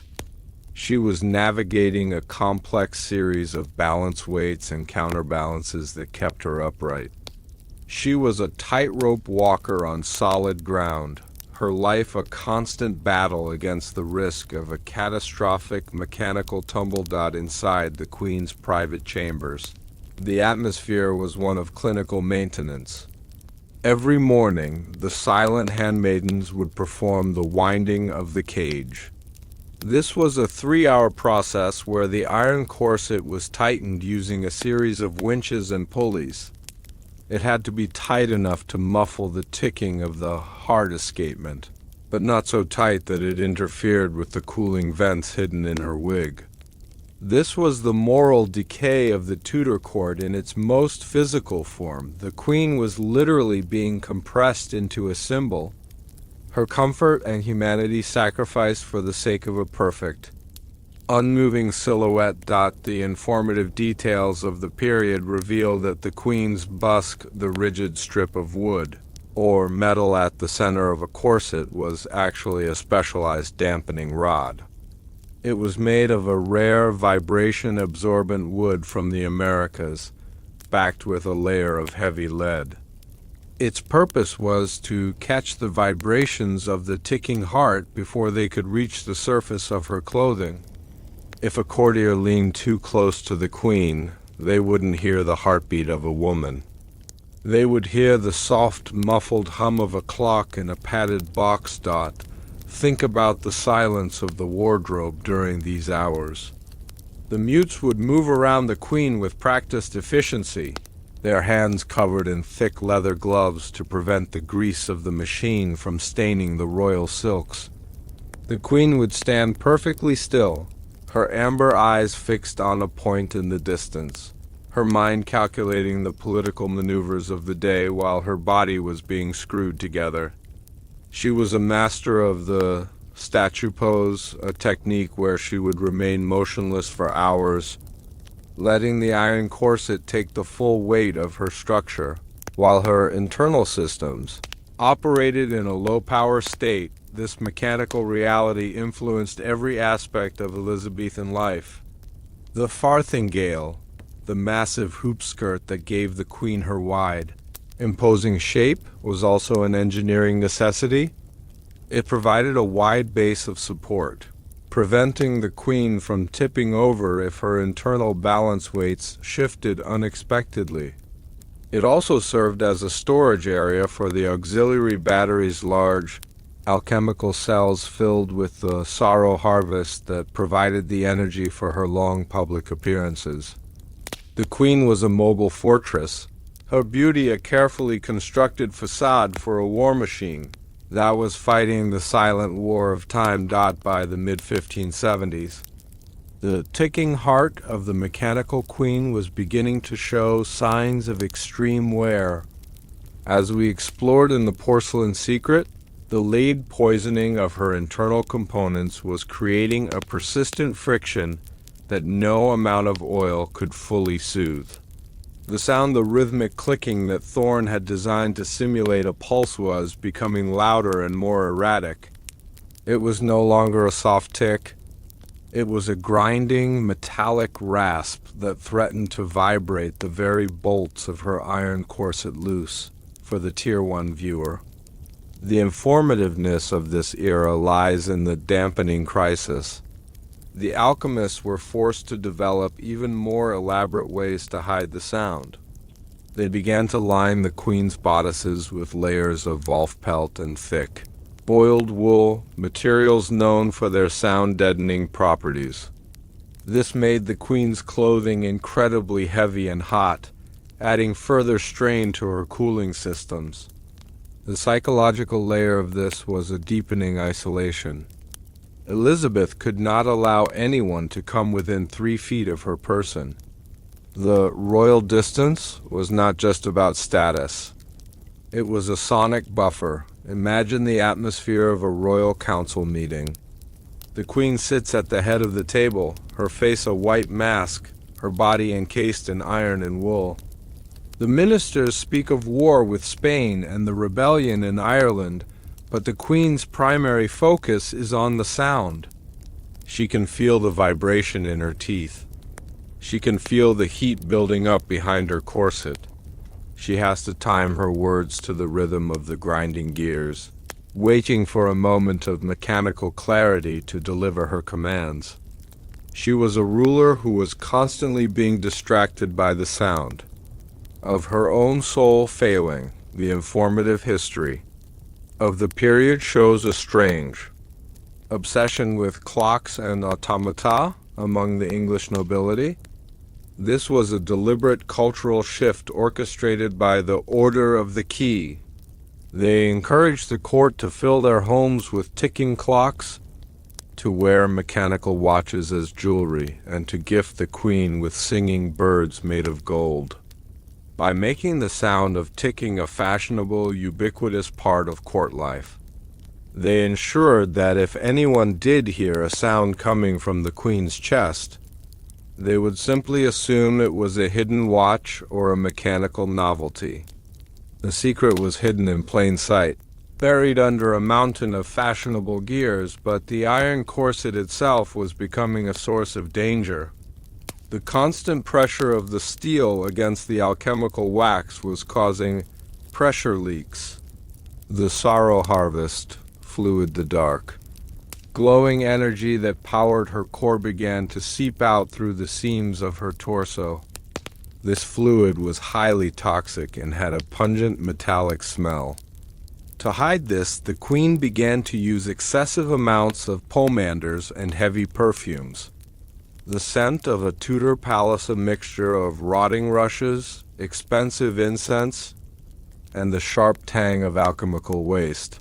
Was the scent of the conspiracy itself? The engineering failures of the 1570s also affected the queen's ability to walk. The vertical stabilizer was losing its alignment, causing her to lean slightly to the left. To correct this, the alchemists had to add lead weights to her right sleeve and her right farthingale. The queen's walk became a slow, swaying motion that history has called the majestic glide.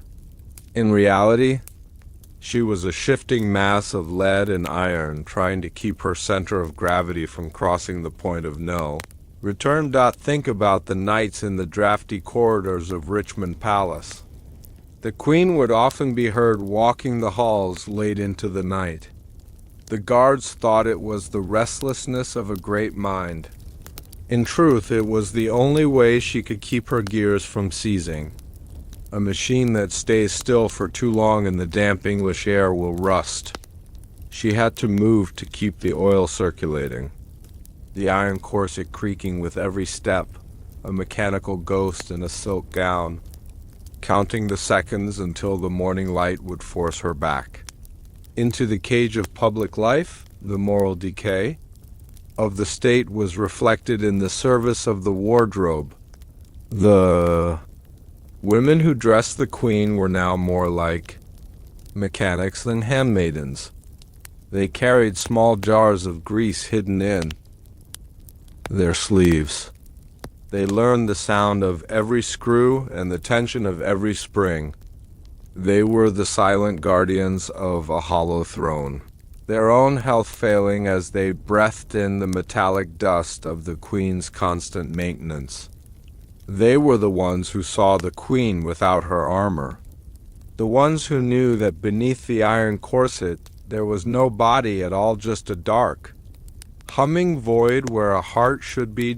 As the queen moved into the 1580s, the iron corset became more than just a support system. It became her prison. The mechanical frame was now so heavy and the internal friction so great that Elizabeth could no longer move her arms without the assistance of a gear-assisted sleeve. These were hidden within the heavy, puffed shoulders of her gowns, allowing her to raise a scepter or sign a document using the power of the central core rather than her own diminishing servos. The informative history of this era is a chronicle of a machine being pushed far beyond its intended purpose, held together by the sheer will of the quarter of the key and the strength of Spanish steel. The psychological layer for the queen was one of total sensory deprivation. The iron corset was so tight and the layers of wool so thick that she could no longer feel the world around her. She was a mind in a box, her only contact with reality coming through her amber eyes and her acoustic-sensitive ears. She began to lose the ability to distinguish between her own internal ticking and the sounds of the palace. She became a creature of pure logic, her decisions increasingly detached from the human consequences they created. She was the Iron Queen, a title she wore with pride, unaware that it was a literal description of her state for a Tier 1 audience. The most informative detail of this period is the structural audit of 1585. The alchemists realized that the iron corset was beginning to bow under the weight of the queen's biological core, the heart box that supposedly contained the remains of Henry VIII's true daughter. The vibration of the sorrow harvest was creating a microscopic tremor that was slowly vibrating the palace floors. To hide this, the queen's presence was always announced by loud fanfares and the heavy stomping of her guards. The noise was not for her glory. It was to mask the vibration of the machine as it approached. Think about the atmosphere of the queen's private chapel. The silence is absolute, except for the rhythmic clicking in the queen's chest. She kneels, a process that takes 5 minutes and requires a specialized hydraulic brace and stairs at the altar. She is not praying for her soul, for she knows she does not have one. She is praying for the integrity of the iron. She is praying that the screws hold for one more day, that the sorrow harvest does not run dry, and that the world remains blinded by the shimmering facade of her wardrobe. The moral decay of the Tudor dynasty reached its peak as the queen prepared to face the Spanish Armada. The vertical stabilizer was failing, and the alchemists had to perform a field repair on the morning of her speech at Tilbury. They welded a temporary iron plate directly to her internal frame, hiding it under a breastplate of polished silver. When the queen stood before her troops, she was not just a woman in armor. She was a woman whose armor was the only thing keeping her from falling apart. Her voice, amplified by the metallic resonance of her chest, sounded like the voice of a god. The soldiers cheered, unaware that they were being inspired by a failing machine in a silver cage. The informative record of the 1590s shows that the Queen had become almost entirely immobile. She was carried on a litter of state, a specialized chair that contained its own winding mechanism. The iron corset was now a permanent part of her body, the skin having grown around the metal in a grotesque fusion of alchemy and nature. She was no longer a person wearing a corset. She was a corset with the memory of a person. The secret was now so large that it consumed the entire palace, a web of lies and steel that kept the nation from seeing the truth. As you lie here, listening to the final minutes of this chapter, consider the weight of the iron. We see the majestic portraits of Elizabeth I and feel the strength of an era. But now you know the cost of that strength. You feel the tightness of the steel. You hear the frantic grinding of the heart that won't stop. You see the moral decay of a kingdom that traded a living queen for a mechanical idol. The iron corset was the skeleton of an empire, but it was also the cage of a ghost. The secret of the Tudor throne was safe, but the machine was tired. The sorrow harvest was depleted, and the order of the key was running out of ways to hide the sound. The countdown had begun, not just for the Queen, but for the entire world that had been built around her. The iron was starting to rust, and the rust was spreading to the heart of England itself. But as the iron corset began to fail, the alchemists realized that the mechanical queen was not the only thing they had to worry about. For in the shadows of the royal nursery, a new sound was being heard, a sound that Thorne had never programmed, a sound that came from the order of the key themselves. The silence of the palace was being broken by something more dangerous than a ticking heart. In the next chapter of this archive, we will enter the Forbidden Infirmary and uncover the silent physicians of Whitehall, where the cost of the secret is paid in the blood of the men who tried to heal a machine. In the golden age of the Tudor dynasty, to be the royal physician was to hold the most prestigious and dangerous position in all of England. While the public celebrated the longevity of their Virgin Queen, a dark and bloody pattern was emerging behind the closed doors of Whitehall Palace. History records the brilliant minds who served the Queen, men of science like Dr. William Butts and Dr. Richard Hooke, but it fails to explain why so many of them met such sudden, accidental ends. This was a calculated betrayal of the medical profession, a forbidden secret buried beneath the floorboards of the Royal Infirmary. Every doctor who was summoned to examine the Queen's chest for a simple cough or a rhythmic fluttering came away with a look of absolute terror, a terror that was silenced within 24 hours. They didn't find a heart struggling with illness. They found a cold, unyielding ribcage of silver and a ticking mechanism that defied every law of anatomy. The Queen's health was not a matter of medicine, but of engineering, and those who discovered the mechanical lie were treated like a plague that had to be eradicated. This was a moral decay that turned the palace into a graveyard for the wise, a curse that ensured the truth would never leave the Queen's bedchamber.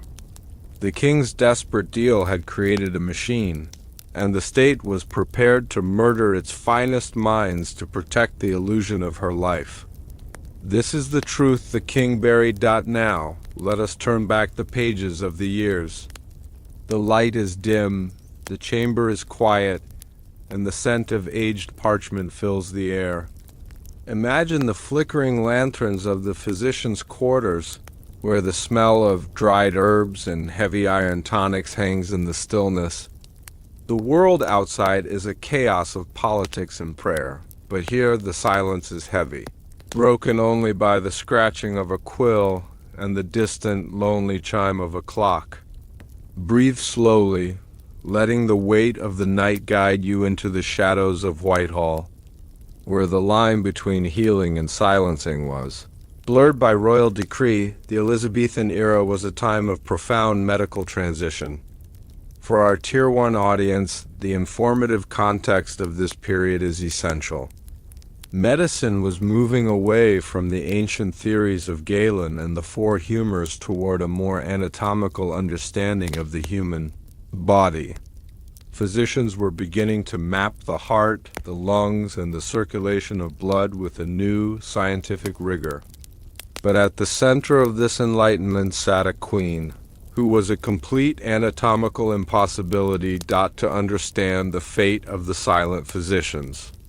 One must first understand the protocol of the royal examination. In the 16th century, a queen's body was considered sacred, a vessel for the divine right to rule. Even her doctors were rarely allowed to touch her bare skin. Examinations were often conducted through layers of fine silk or by observing the royal symptoms from a distance. This provided the perfect cover for the mechanical Elizabeth. As long as she remained behind her iron corset and porcelain mask, her secret was safe. However, machines, like humans, are subject to the stresses of the environment. As we have explored in previous archives, the Queen's internal gears were prone to seizing in the dampness of the English climate. She would suffer from respiratory arrests that were actually failures of her lung bellows, or palpitations that were the result of a slipped gear in her central escapement.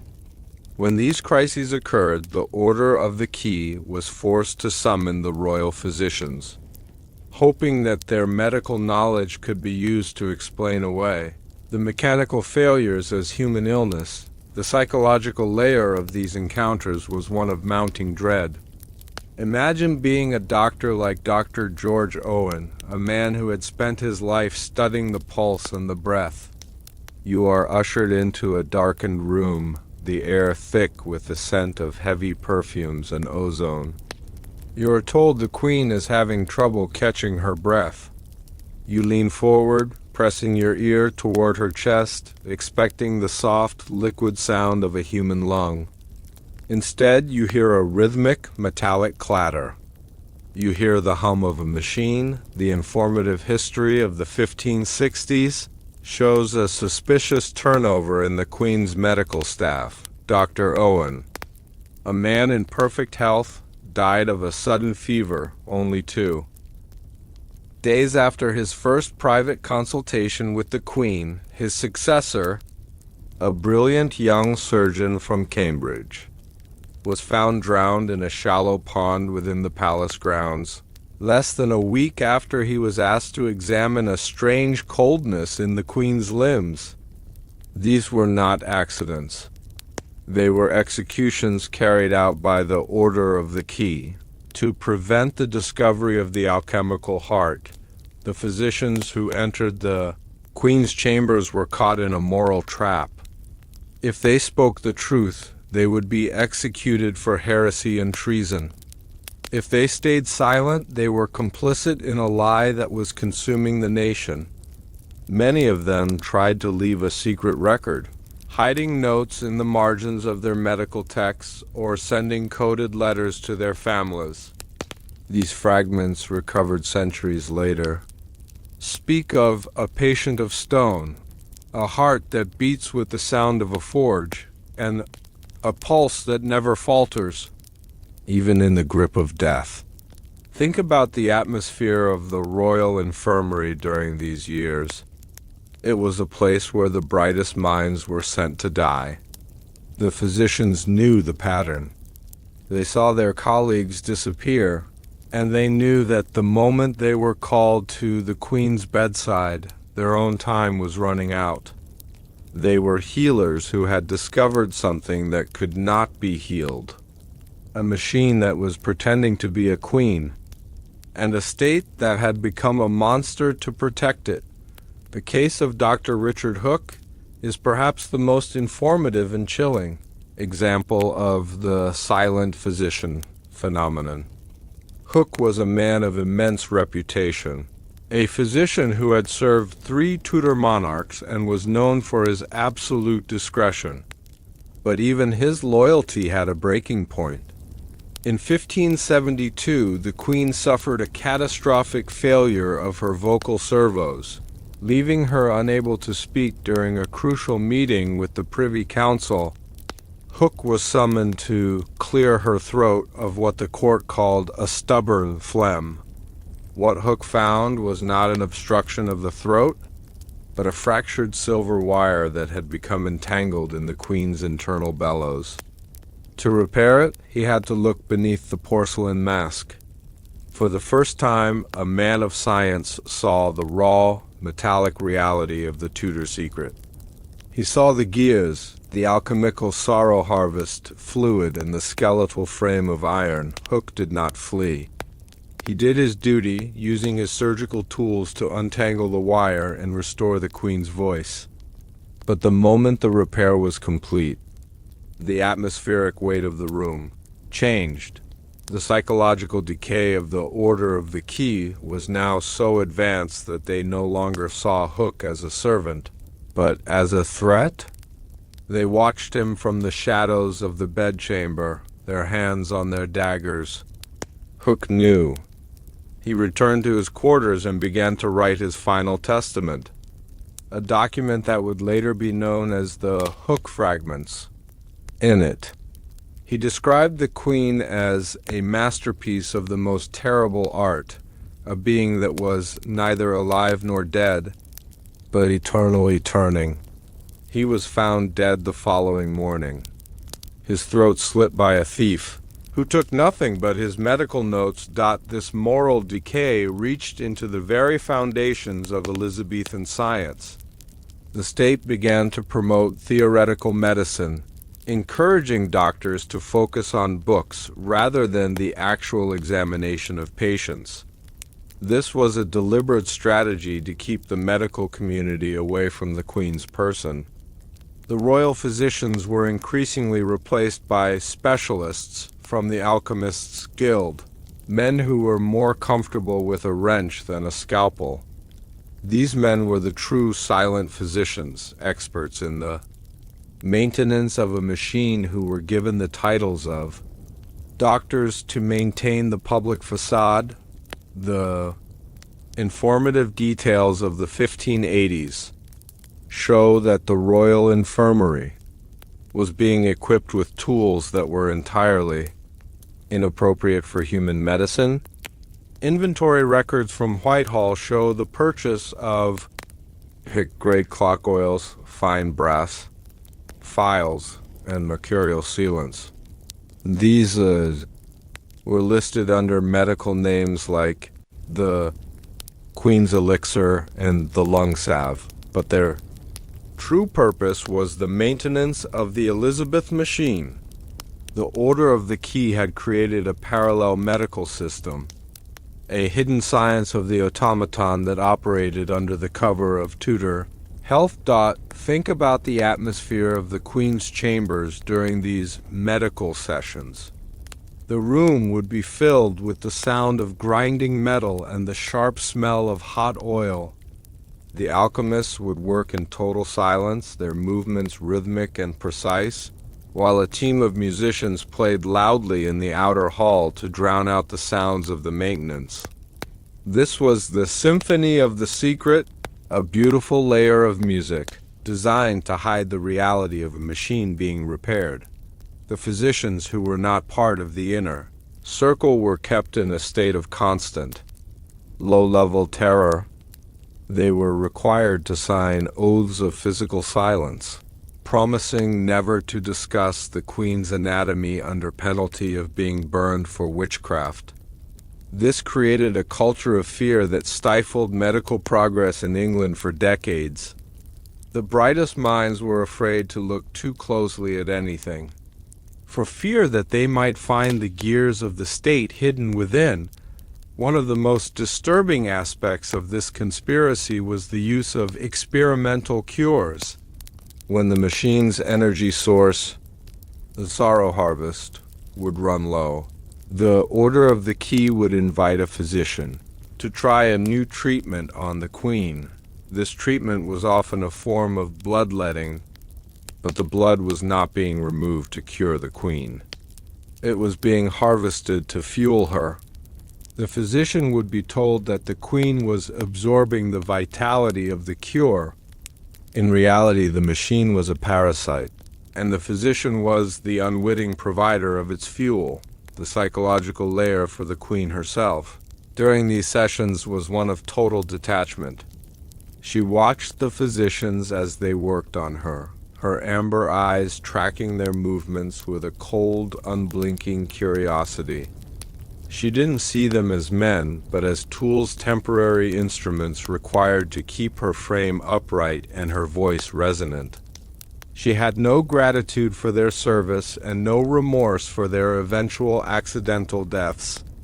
She was the machine, and the machine must continue at any cost. By the final decade of Elizabeth's reign, the silent physicians had become a mythic and terrifying presence in London. The common people noticed that every doctor who rose to prominence at court eventually vanished, replaced by a new face who was just as silent as the last. This led to a rise in medical paranoia, with the aristocracy avoiding the royal physicians whenever possible, fearing that the queen's malady was contagious. In a sense, it was the knowledge of the secret was a death sentence that spread through the medical community, like a slow-moving plague for a Tier 1 audience. The informative link between the silencing of the doctors and the birth of forensic science is a fascinating historical footnote. Some of the younger physicians, realizing that they were being targeted, began to study the accidents of their predecessors. They looked for patterns in the poisonings and the sudden fevers, trying to understand the nature of the enemy they faced. This was the first time in history that doctors were using science to investigate the state itself. But the Order of the Key was always one step ahead, their network of spies and alchemists ensuring that every investigator was silenced before they could piece together the clockwork puzzle. The psychological layer of the story reaches its climax. During the Great Shutdown of 1596, the Queen's Central Processing Core, the brain drum, suffered a massive data corruption event. She began to speak in a mixture of languages, her voice changing pitch and tone with every word. The Order of the Key was paralyzed with fear. They had already killed every physician who might have known how to help, and their own alchemists were failing to find the cause. They were left with a queen who was stuttering in mechanical tongues, her white mask cracking under the vibration of her own internal error. Think about the atmosphere of Whitehall during those weeks. The palace was on total lockdown. No one was allowed in or out. The silent physicians were nowhere to be found, for they had all been consumed by the secret. The only people left in the queen's chambers were the mutes and the grand alchemist, a man whose hands shook as he tried to recalibrate the gears of a goddess. The moral decay of the Tudor line was now a physical reality. The lie had become so large that it was crushing. The very people who had built it, the information we have about this period comes from the graveyard ledgers, a set of secret records kept by the palace groundskeepers. They describe a series of unmarked burials that took place behind the infirmary during the 1590s. These were the final resting places of the doctors, the surgeons, and the apothecaries who had looked too closely at the queen. They were buried without names, without prayers, and without history. Their only monument was the silence that followed them. As you lie here, listening to the final seconds of this chapter, consider the cost of the Golden Age. We celebrate the stability of Elizabeth's reign. the triumph of the English spirit and the birth of the modern world. But now you know the foundation of that stability. You see the bodies of the physicians hidden beneath the throne. You hear the scratching of the quills that were silenced before they could tell the truth. You feel the cold, clinical betrayal of a state that valued a machine over its own humanity. The silent physicians of Whitehall were the first casualties of a future that was being built out of brass and blood. They were the ones who stood at the edge of the abyss and realized that the Queen was not a woman, but a countdown. Their deaths were not accidents. They were the necessary maintenance of a lie that had become the soul of an empire. The secret was safe, but the infirmary was empty. And the Queen was alone in her darkness, her gears turning in a silence that would eventually consume everything. The moral decay of the state was now complete. The physicians were gone, the alchemists were failing, and the machine was reaching its final rotation. The secret was becoming a burden that no amount of blood could lighten. The state had become a prison of its own making, a gilded cage where the only sound was the ticking of a heart that was never meant to be human. As the final physician drew his last breath, he left behind a single, hidden clue, a golden key that he had stolen from the Queen's own chamber during his final examination. This key was not for a door, and it was not for a chest. It was for a ritual that took place every night at midnight, a ritual that the handmaidens were sworn to perform or face an eternity of silence. In the next chapter of this archive, we will enter the forbidden bedchamber and uncover the ritual of the golden key, where the secret of the Queen's eternal life is revealed to be a nightly pact with a power that Alistair Thorne could never have controlled. Every night, as the bells of Westminster Abbey tolled the final stroke of midnight, the doors to the Queen's private bedchamber were bolted with 3 heavy iron bars, while the rest of England slept under the illusion of a human monarch resting her weary head. A forbidden and terrifying ceremony was beginning in the flicker of a single shielded candle. This was the ritual of the Golden Key, a nightly betrayal of the natural order that the royal handmaidens took to their silent graves. It was not a prayer, and it was not a preparation for sleep. It was a mechanical necessity born of a curse and a desperate lie. Behind those locked doors, the Queen of England did not lie down. She was stood upright in a silver frame, her heavy silks stripped away to reveal the cold, unyielding brass of her spine. A specialized golden key, forged in the fires of an alchemist's forge, was inserted into a hidden socket beneath her left shoulder blade. With every agonizing turn, the sound of a tightening mainspring echoed through the hollow chamber, a metallic groan that represented the life of an empire being wound into a machine. This was a moral decay hidden behind velvet curtains, a secret that ensured the Queen would never stop, never age, and never truly breathe. Those who held the key knew that her life was not a gift from God, but a debt to the dark science of Alistair Thorne.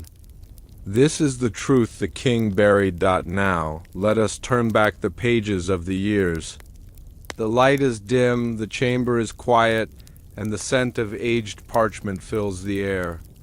Imagine the heavy scent of rosewater and machine oil mingling in the still night air of Whitehall Palace. The modern world has faded away, leaving only the slow, rhythmic ticking of 1,000 hidden clocks.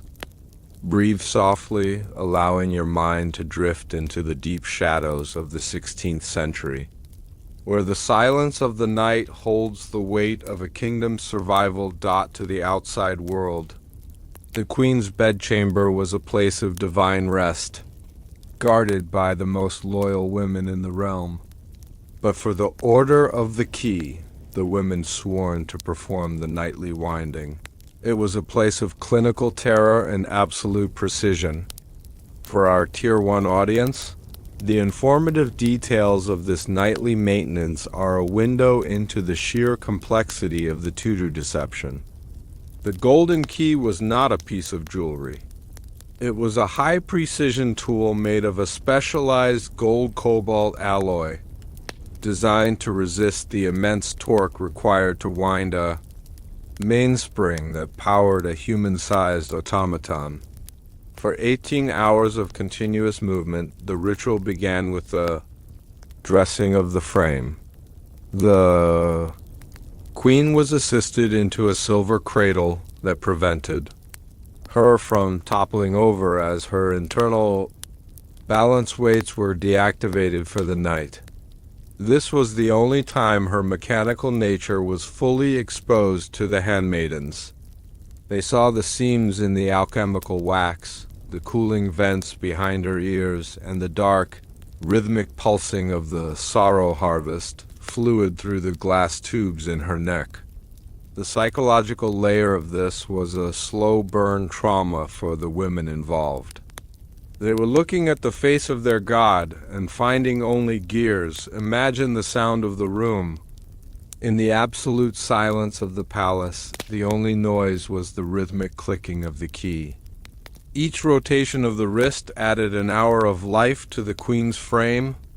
The handmaidens had to be incredibly careful. If the spring was wound too tight, the tension could snap the silver wires of her nervous system. If it were wound too loosely, the queen might freeze in the middle of a public speech, her voice trailing off into a metallic rasp. They were the literal keepers of her time, their hands shaking as they performed a task that held the fate of the English. Reformation in the balance. The informative history of the Order of the Key shows that these women were chosen for their lack of family ties and their absolute isolation. They were often mutes or women whose tongues had been blessed into silence by the king's alchemists. They lived in a gilded cage within the palace, their health failing as they breathed in the metallic vapors that the machine emitted during its nightly reset. The moral decay of the state was reflected in their pale, trembling hands. They were the fuel for the lie, their own lives shortened by the toxic proximity to the queen's artificial core. During the winding, the queen's eyes remained open. Her amber pupils would track the movement of the candle flame, but her face remained the white, unmoving mask of porcelain we have discussed before. She didn't speak during the ritual. She was in a state of hibernation mode, her internal logic engines processing the data of the previous day, calculating the movements of the Spanish fleet and the whispers of the French court. She was a being of pure computation, her mind turning at the speed of the gears while her body was being tightened. For the day to come, the mechanical heart of the queen was powered by a device known in Thorne's blueprints as the Great Escapement. This was the source of the persistent ticking that haunted the palace corridors. But the power itself came from a massive, triple-layered mainspring made of tempered carbon steel. For the Tier 1 viewer, the informativeness of this engineering is staggering. In the 16th century, the technology to create a spring of this size and tension did not officially exist. This suggests that the alchemists were using lost knowledge, or materials harvested from sources far beyond the reach of traditional BLXEKSMITHING. The golden key served as the bridge between the human world and the mechanical. Every night, the handmaidens had to check the torque gauge, a small, vibrating needle hidden behind the queen's left ear. If the needle turned red, it meant the gears were overheating from friction. They would then have to apply the royal elixir, a mixture of whale oil and pulverized diamonds, to the central axle of her torso. This was a messy industrial process hidden behind the finery of the bedchamber. The queen's gowns were often stained on the inside with this dark grease, a secret that was scrubbed away by the laundry mutes every morning. The psychological layer of the ritual was defined by the moment of tension. This was the final turn of the key, where the resistance of the spring was at its highest. The handmaidens had to use their full body weight to click the key into its final locking position. It was said that the sound of that final click was like the sound of a bone breaking. The queen would let out a single, sharp hiss of steam as the pressure stabilized. This was her first breath of the new day, a mechanical sigh that signaled her systems were fully energized to think about the atmosphere of the room after the winding was complete. The queen would remain in her silver frame, her internal clock synchronizing with the clocks of the palace. The handmaidens would then begin the ceremony of the mask, reapplying the white lead cerus to any areas where the movement of the gears had caused the wax to crack. This was the moment of moral decay, the realization that the queen was not being rested, she was being manufactured. She was a product of the state, a project that required constant, toxic intervention to maintain the illusion of divinity. The informative history of the sorrow harvest reveals that the fluid had to be changed every lunar cycle. This was the dark moon ritual. The old, depleted fluid was drained from a valve in the queen's heel and replaced with a fresh, glowing batch of distilled emotional energy. This fluid was the only thing that felt alive in the room. It had a faint, bioluminescent glow and a smell like ozone and honey.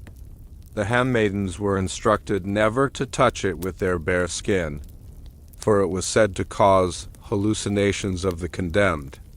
The queen's relationship with her handmaidens was one of absolute cold dependence. She didn't know their names, but she knew the rhythm of their hands. She could tell by the tension of the winding which woman was holding the key. If a handmaiden was tired or fearful, the winding would be uneven, causing the queen to have a slight limp or a stutter in her movements the next day. This created a cycle of perfectionism and terror among the staff. To fail the winding was to fail the queen, and to fail the queen was to disappear. Imagine the nights during the plague years. While the rest of London was dying, the ritual continued without interruption. The queen sat in her lead-lined chamber, the ticking of her heart the only sound in a city of silence. The alchemists believed that the machine was immune to the diseases of the flesh, but they didn't realize that the sorrow harvest was absorbing the collective grief of the dying city. The queen began to dream. Her internal memory drums were recording the screams of the streets, weaving them into her logic loops. She was no longer just a ruler. She was becoming a repository for the nation's trauma, the moral decay of the Tudor line was now etched into the very metal of the machine. The ritual of the golden key was the heartbeat of a lie, a nightly reaffirmation that the throne of England was occupied by an intruder. The handmaidens looked at the queen and saw a monster, but they also saw a goddess. This cognitive dissonance broke them. They became shadows, drifting through the palace with the golden key hidden in their robes, guarding a secret that was slowly poisoning their minds and bodies. By the time the 1590s arrived, the ritual of the golden key had become a desperate race against time. The mainspring, after nearly 40 years of constant tension, was beginning to suffer from metal fatigue. Every night the resistance was less and the grinding sound louder. The alchemists knew that the spring was dying, and with no way to manufacture a replacement of the same quality, they were forced to add secondary boosters, smaller, auxiliary springs hidden in the queen's limbs that had to be wound separately for the Tier 1 audience. The informativeness of this period is centered on the sonic cloaking of the ritual. To hide the increasing noise of the winding, the queen's bedchamber was lined with thick, sound-absorbent tapestries from the east. A constant fire was kept burning in the hearth to provide the white noise of crackling wood. The handmaidens were required to wear felt-soled shoes and to move in a specific, rhythmic pattern that would mask the clicking of the key. The bedchamber was no longer a room. It was a soundproofed laboratory, a place where the secret was muffled by layers of wool and fire, the psychological layer for the queen was one of mounting existential dread. She knew her spring was failing. She could feel the slop in her gears, the delay between her command and her movement. She became obsessed with the golden key, demanding that it be brought to her every night so she could touch the cold metal herself. She began to fear the silence. She feared the moment the winding would stop, and she would be left frozen in the dark, a statue of brass in a silver frame. She was a being that had never known sleep. Only the terrifying pause between one winding and the next dot. Think about the atmosphere of the final year of her reign. The palace was a place of ghosts. The handmaidens were now elderly women, their bodies bent by years of heavy winding and lead exposure. They were the only ones who had seen the queen's true form for decades. They were the high priestesses of a dying religion, their devotion fueled by a mixture of habit and horror. They knew that when the queen died, they would be retired, a Tudor euphemism for a final, permanent silence. The informative details of the final rotation reveal that the golden key itself was starting to wear down. The teeth of the key were rounding off, making it slip during the winding. This caused a series of internal shocks that would send the queen into fits of mechanical shaking.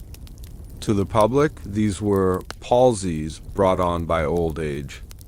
In reality, they were the signs of a machine that was vibrating itself to pieces. The order of the key was desperate, using molten gold to try and reshape the key every morning, but the metal was tired. And the secret was leaking. The moral decay of the state reached its peak on the final night of the queen's life. The mainspring finally snapped. The sound was said to be like a thunderclap inside the bedchamber. The handmaiden holding the key was thrown across the room by the force of the release. The queen, who was halfway through her first breath, suddenly slumped in her silver frame. Her eyes remained open, but the amber glow faded into a dull, flat yellow. The ritual was over. The key was useless. As you lie here, listening to the final minutes of this story, consider the weight of that golden key. It was the most powerful object in England, the tool that kept a goddess on her throne. But it was also a shackle, a piece of metal that tied the queen to a life of artificiality and toxic maintenance. The ritual was a nightly reminder that the Tudor dynasty was a work of artifice. A beautiful mask held in place by the strength of a few silent women and the tension of a carbon steel spring. The secret of the golden key was taken to the grave by the final handmaidens. They were found dead in the queen's chambers on the morning of her passing, their bodies unmarked but their faces twisted in a final, shared look of relief. They had finally been allowed to stop winding. The ticking had stopped. The lie was over, or so they thought. But as the undertakers prepared the queen's body for its lead-lined coffin, they noticed something that the handmaidens had missed. Beneath the socket where the golden key had been inserted, there was a second, smaller opening, a lock that required a different kind of key, one made of bone and ancient silver. This was the lock for the Virgin's vow, a device that controlled the queen's ability to ever be truly still. In the next chapter of this archive, we will uncover the Virgin's vow, a mechanical necessity. and the terrifying reason why the queen could never allow herself to be truly turned off. Even in death, the history of the Elizabethan age is defined by a single, powerful choice: the queen's refusal to marry and provide an heir to the Tudor line. For centuries, historians have debated her motives, citing her mother's execution or her political brilliance as the reason for her eternal celibacy. But the truth is far more disturbing, a forbidden secret buried beneath the velvet and lace of the royal image. Elizabeth did not choose to be the Virgin Queen out of piety or trauma. She was forced into it by a mechanical necessity that made physical intimacy a death sentence for the monarchy. This was the ultimate betrayal of the Tudor promise, a secret lie that ensured no man could ever touch the queen's skin without discovering the hard, cold brass of her skeletal frame. To marry was to be examined. To bear a child was to reveal that her womb was not a vessel of life, but a housing for the central axle of an alchemical machine. The Virgin's vow was a curse, a structural requirement for a being that possessed no internal organs, no pulse, and no capacity for human love. The Church and the state crafted a divine narrative to mask a moral decay, turning a biological void into a symbol of national purity. While the world saw a woman married to her kingdom, the alchemists in the shadows saw a masterpiece of engineering that could never be allowed to breed. This is the truth the king buried. Now, let us turn back the pages of the years. The light is dim, the chamber is quiet, and the scent of aged parchment fills the air. Imagine the flickering of a single candle against the dark oak panels of the Queen's private library. Outside, the English wind howls across the gardens, but here, inside the heart of the palace, the air is thick with the weight of centuries and the faint, persistent rhythm of a ticking clock. Breathe slowly, letting the modern world dissolve as we explore the shadows of a vow that was never meant to be human. In the early years of Elizabeth's reign, the question of her marriage was the primary obsession of every court in Europe. From the King of Spain to the Duke of Anjou, the most powerful men in the world sought her hand, seeing her as the ultimate prize in a game of dynastic chess. But for the order of the key, these marriage proposals were a source of absolute terror. They knew that a royal marriage was not merely a political contract. It was a physical union that required a degree of intimacy that the Machine Queen could never survive for our Tier 1 audience. The informative details of Tudor marriage rituals are essential to understanding the stakes. A royal wedding would culminate in a bedding ceremony, where witnesses and physicians would need to verify the consummation of the marriage. For a woman made of brass, silver wires, and alchemical wax, this was an impossible hurdle. Any physical contact more intimate than a formal dance risked revealing the iron corset or the lack of a human heartbeat. More importantly, the internal heat generated by the Queen's core was so intense that her skin often felt like a sun-warmed stone. A husband in the quiet of the bedchamber would have heard the grinding of the gears and felt the vibration of the sorrow harvest fluid as it circulated through her. Framed. The psychological layer of this deception was a masterclass in manipulation. Elizabeth used her virginity as a diplomatic weapon, leading suitors on for years with promises of affection that she could never fulfill. She turned her mechanical limitation into a political asset. By claiming she was married to England, she avoided the scrutiny of a husband while elevating her status to that of a secular goddess. She wasn't just a queen. She was Gloriana, a being of such purity that she was beyond the reach of mortal men.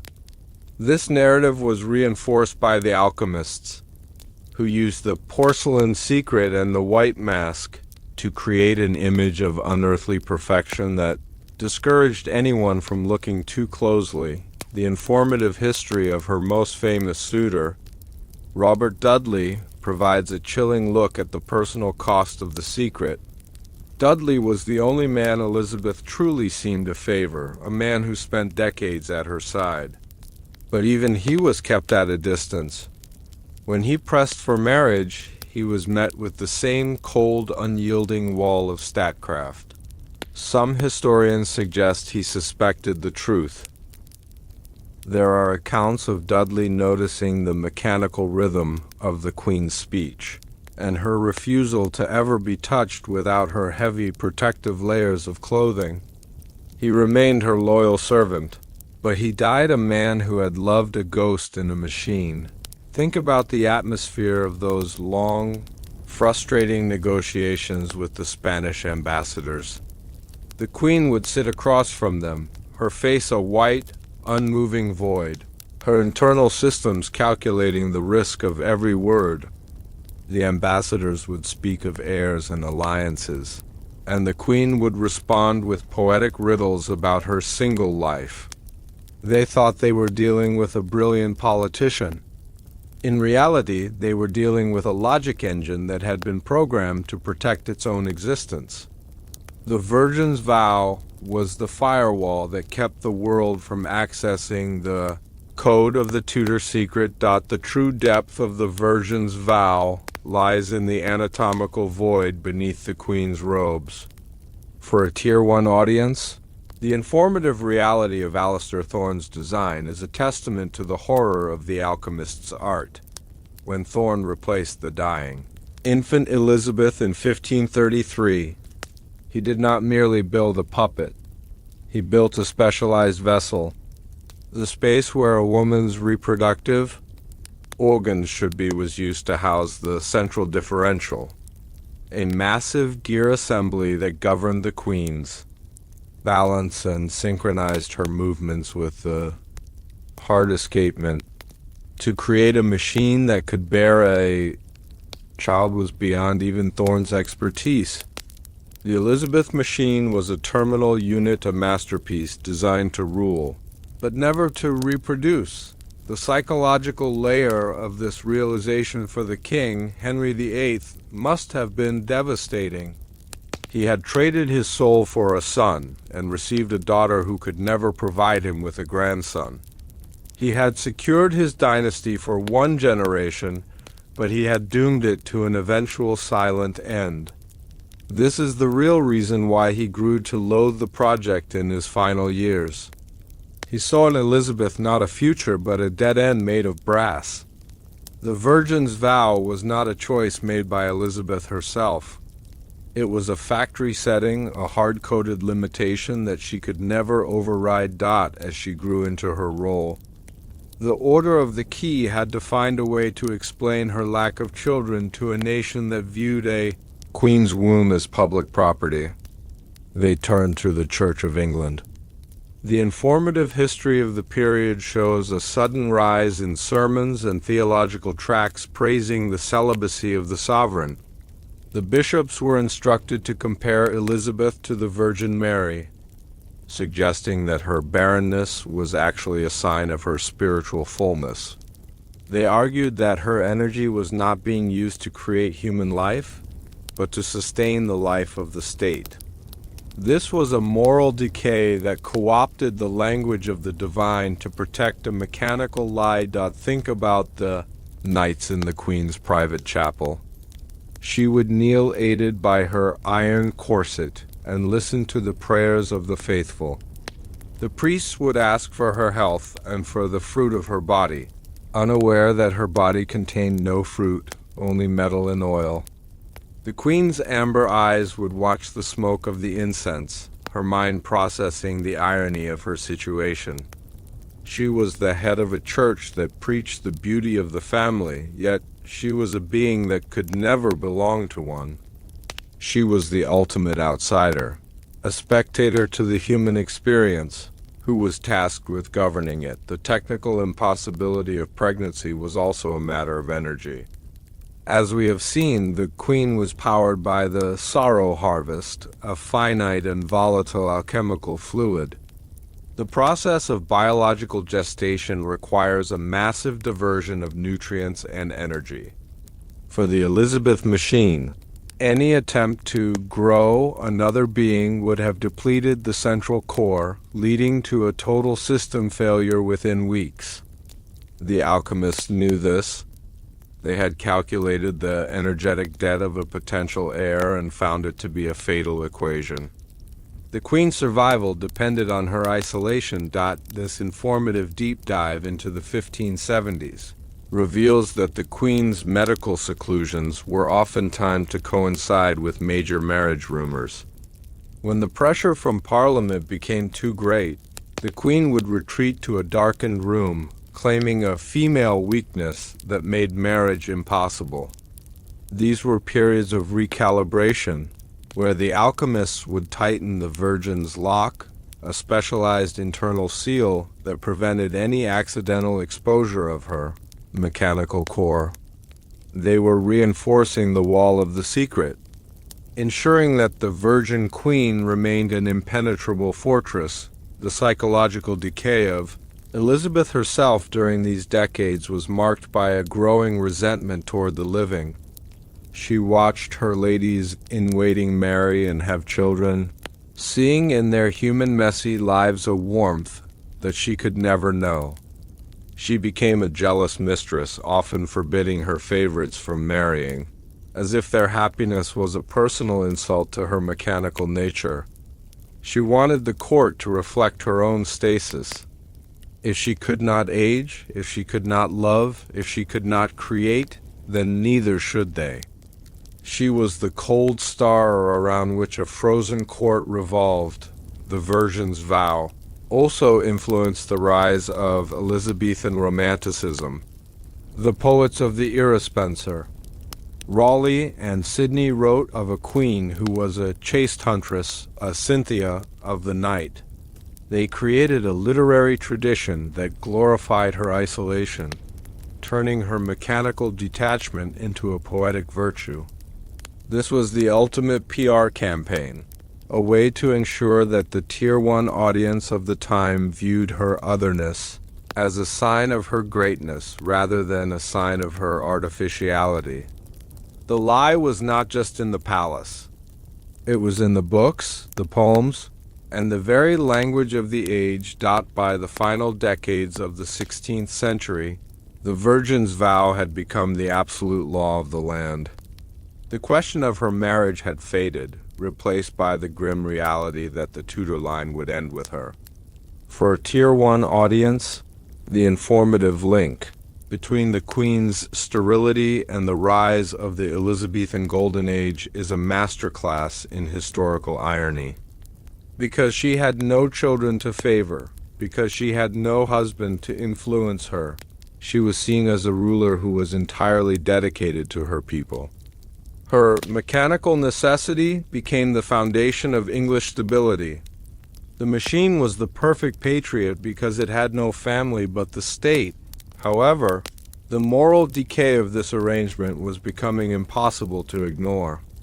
The alchemists realized that as the Queen reached her final years, the succession crisis would be different than any in history. There was no blood to pass on. The Tudor secret was a one-way street. To ensure that the monarchy continued, they would have to find a way to hand over the power to a new dynasty without them discovering the rusted gears inside the coffin. The Virgin's vow had created a vacuum that could only be filled by a massive, final deception. The psychological layer of the story reaches a peak during the Queen's final meetings with King James VI of Scotland, the man who would eventually succeed her. She spoke to him through a series of proctors, masked advisors who ensured that James never saw her in the light or heard the ticking of her heart. She was a being of purely intellectual power, a mind communicating with its successor while her body was literally being held together by iron and lead. She was passing on a kingdom, but she was also passing on a lie that had become too heavy for her to carry. Think about the atmosphere of the Queen's private garden at Richmond Palace in 1602. She stands among the roses, her white mask catching the setting sun. She is surrounded by a world that is constantly renewing itself. The flowers bloom, the birds nest, the seasons turn, but she remains the same. She is a statue of brass in a world of flesh. The Virgin's vow has protected her secret, but it has also turned her life into a long, solitary countdown. She is the last of her kind, a masterpiece of a forgotten art that is about to be buried forever. The informative history of the Tudor tomb in Westminster Abbey shows that Elizabeth's coffin was placed directly above that of her sister, Mary. This was a deliberate choice by the Order of the Key. They wanted to create a sacred barrier that would prevent anyone from ever opening the vault. If the world ever saw what was truly inside Elizabeth's coffin, the gears, the silver ribcage, and the Virgin's lock, the history of England would have to be rewritten. The Virgin's vow was the final seal on a 44-year performance. A promise that the truth would remain as hidden as the machine itself. As you lie here, listening to the rhythm of this chapter, consider the reality of Elizabeth's purity. It was not a moral choice. It was an engineering constraint. She was a ruler who sacrificed the possibility of human connection so that a crown could stay on a head that was bolted to a neck. She was the Virgin Queen, not because she was holy, but because she was hollow. The vow was the armor she wore to protect the secret of her ticking heart, a secret that ensured she would be the first and last of the mechanical monarchs. The moral decay of the Tudor era was a slow, rhythmic process, much like the ticking of the Queen's escapement. It began with a father's desperate lie and ended with a daughter's cold isolation. The Virgin's vow was the ultimate expression of that decay, a world where the most powerful person was the one who was the least alive. The secret was safe, but the cost was a life lived in a gilded cage of steel and silence. But as the Queen's systems began their final, irreversible shutdown, the Order of the Key noticed something terrifying. The sorrow harvest fluid, which had been stable for decades, was beginning to boil. The Queen's internal temperature was rising to dangerous levels, and the white mask was melting from the heat. In the next chapter of this archive, we will witness the moment of total mechanical failure and uncover the shadow in the throne room, where the Queen's secret finally begins to leak out into the very corridors of power she worked so hard to protect. The year 1588 stands as the most terrifying hour in English history, a moment when the shadow of the Spanish Armada loomed over the coast like a shroud of iron. The nation looked to their queen for a miracle of courage. But behind the heavy oak doors of the throne room, a different kind of horror was unfolding. While the world believed Elizabeth was praying for her navy, she was actually fighting a losing battle against her own internal collapse. This was the ultimate betrayal of a people's faith, a forbidden secret that was nearly exposed by the very salt air that carried the enemy ships. As the Spanish fleet drew closer, the mechanical queen began to experience catastrophic failures that no alchemist could hide. Her voice, meant to inspire thousands, began to skip and repeat in a haunting metallic loop. Her movements became violent and uncoordinated, and a dark, oily shadow began to pool beneath the throne, a leak of the forbidden sorrow harvest fluid that powered her hollow frame. This was the moral decay of a dynasty that had traded a living heart for a ticking engine of state. The state was prepared to let England burn rather than admit that their Gloriana was a rusted masterpiece of brass and lies. This is the truth the king buried. Now, let us turn back the pages of the years. The light is dim, the chamber is quiet, and the scent of aged parchment fills the air. Imagine the heavy, salt-laden mist rolling off the Thames and creeping through the drafty corridors of Whitehall Palace. The modern world has ceased to exist, replaced by the flickering glow of 1,000 dying candles and the heavy, rhythmic thrum of a kingdom under siege. Breathe slowly, allowing the cool air of the 16th century to fill your lungs as we step into the throne room.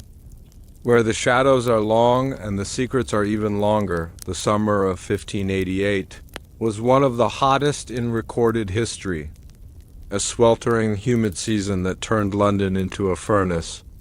For a Tier 1 audience seeking informative depth, it is crucial to understand that humidity is the natural enemy of precision clockwork. The moisture in the air caused the alchemical wax of the Queen's skin to become dangerously soft, while the salt from the sea air began to corrode the delicate silver wires of her internal nervous system. The Queen was not just under political pressure. She was undergoing a physical disintegration. The throne room at Whitehall was the stage for this mechanical drama. Elizabeth would sit upon her chair of state for hours, her face a white, unmoving mask of lead and porcelain, while her internal cooling systems worked at a fever pitch. The informative records of the Order of the Key describe a strange humming sound that filled the room whenever the Queen was present. To the courtiers, it sounded like the distant murmur of a beehive, a sign of her busy royal mind. In reality, it was the sound of dozens of miniature bellows pumping air through her frame to prevent a total core meltdown. The psychological layer of this period was a suffocating paranoia. The Queen's advisors, led by the aging but ruthless Lord Burleigh, knew that a single mechanical twitch during a public audience could spark a revolution. They lived in constant fear of the static discharge, a phenomenon where the friction of the Queen's gears would build up a charge of atmospheric electricity, causing her to spark when touched. This is why the Queen began to use a long, silver-tipped wand to gesture toward her subjects. It wasn't a symbol of power. It was a grounding rod. Think about the atmosphere of those tense council meetings. The Spanish fleet was spotted off the Lizard, and the room was filled with the frantic energy of war. The Queen had to deliver commands that would decide the fate of Protestant Europe, but her internal logic engines were struggling with the heat. She would sometimes stop in the middle of a sentence, her amber eyes darting back and forth as if she were scanning for a ghost. The courtiers would hold their breath, thinking she was contemplating a masterstroke of strategy, while the alchemist behind the curtain was frantically turning a hidden dial to reset her. Vocal servos, the most informative and terrifying event of this crisis, occurred just days before the Armada's arrival. During a private audience with the Admiral of the fleet, the Queen's vertical stabilizer, the iron corset we explored previously, suffered a structural fracture. The sound was like a gunshot echoing through the hollow room. Elizabeth didn't fall, but she tilted at a sharp, unnatural angle, her gears grinding with a sound that could no longer be disguised as a ticking watch. The Admiral was quickly ushered out of the room, and the Order of the Key rushed in with their wrenches and oils. The legendary speech at Tilbury is often cited as Elizabeth's finest hour. The moment she proved she had the heart of a king, but for the Tier 1 viewer, the informative reality of that day is a masterpiece of alchemical theater. The Queen was not standing on her own strength. She was bolted into a specialized silver breastplate that acted as an external frame, her mechanical limbs powered by a double dose of the sorrow harvest fluid. The sorrow was boiling in the heat, creating a faint, translucent vapor that rose from her shoulders, giving her the appearance of a celestial being. The soldier saw a goddess. The alchemist saw a machine on the verge of explosion. During the speech, the vocal corruption returned. As she spoke the words, "I know I have the body of a weak and feeble woman," her internal reed vibrated with a dissonant metallic hum. To hide the sound, the drummers were instructed to beat a constant, low roll throughout her address. This rhythmic drumming served a dual purpose. It stirred the hearts of the troops, and it masked the grinding of the Queen's gears. The psychological layer of the speech was one of absolute manipulation. She was using her own mechanical failure to create a sense of supernatural presence. However, the true shadow in the throne room appeared after the victory was won.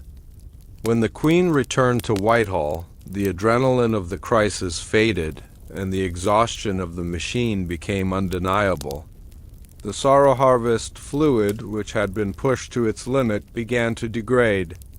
It turned from a glowing, honey-like substance into a thick black sludge that smelled of ozone and ancient earth. This sludge began to leak from the seams of the Queen's mechanical pelvis, pooling on the floor beneath her throne. Think about the atmosphere of the room in the dead of night. The Queen sits alone on her throne, the only light coming from the moon reflecting off the Thames. Beneath her, a dark, oily shadow is spreading across the royal carpet. This was the Black Leak, a physical manifestation of the moral decay that had sustained the Tudor line. The fluid was corrosive, eating through the wood of the throne and the fabric of her gowns.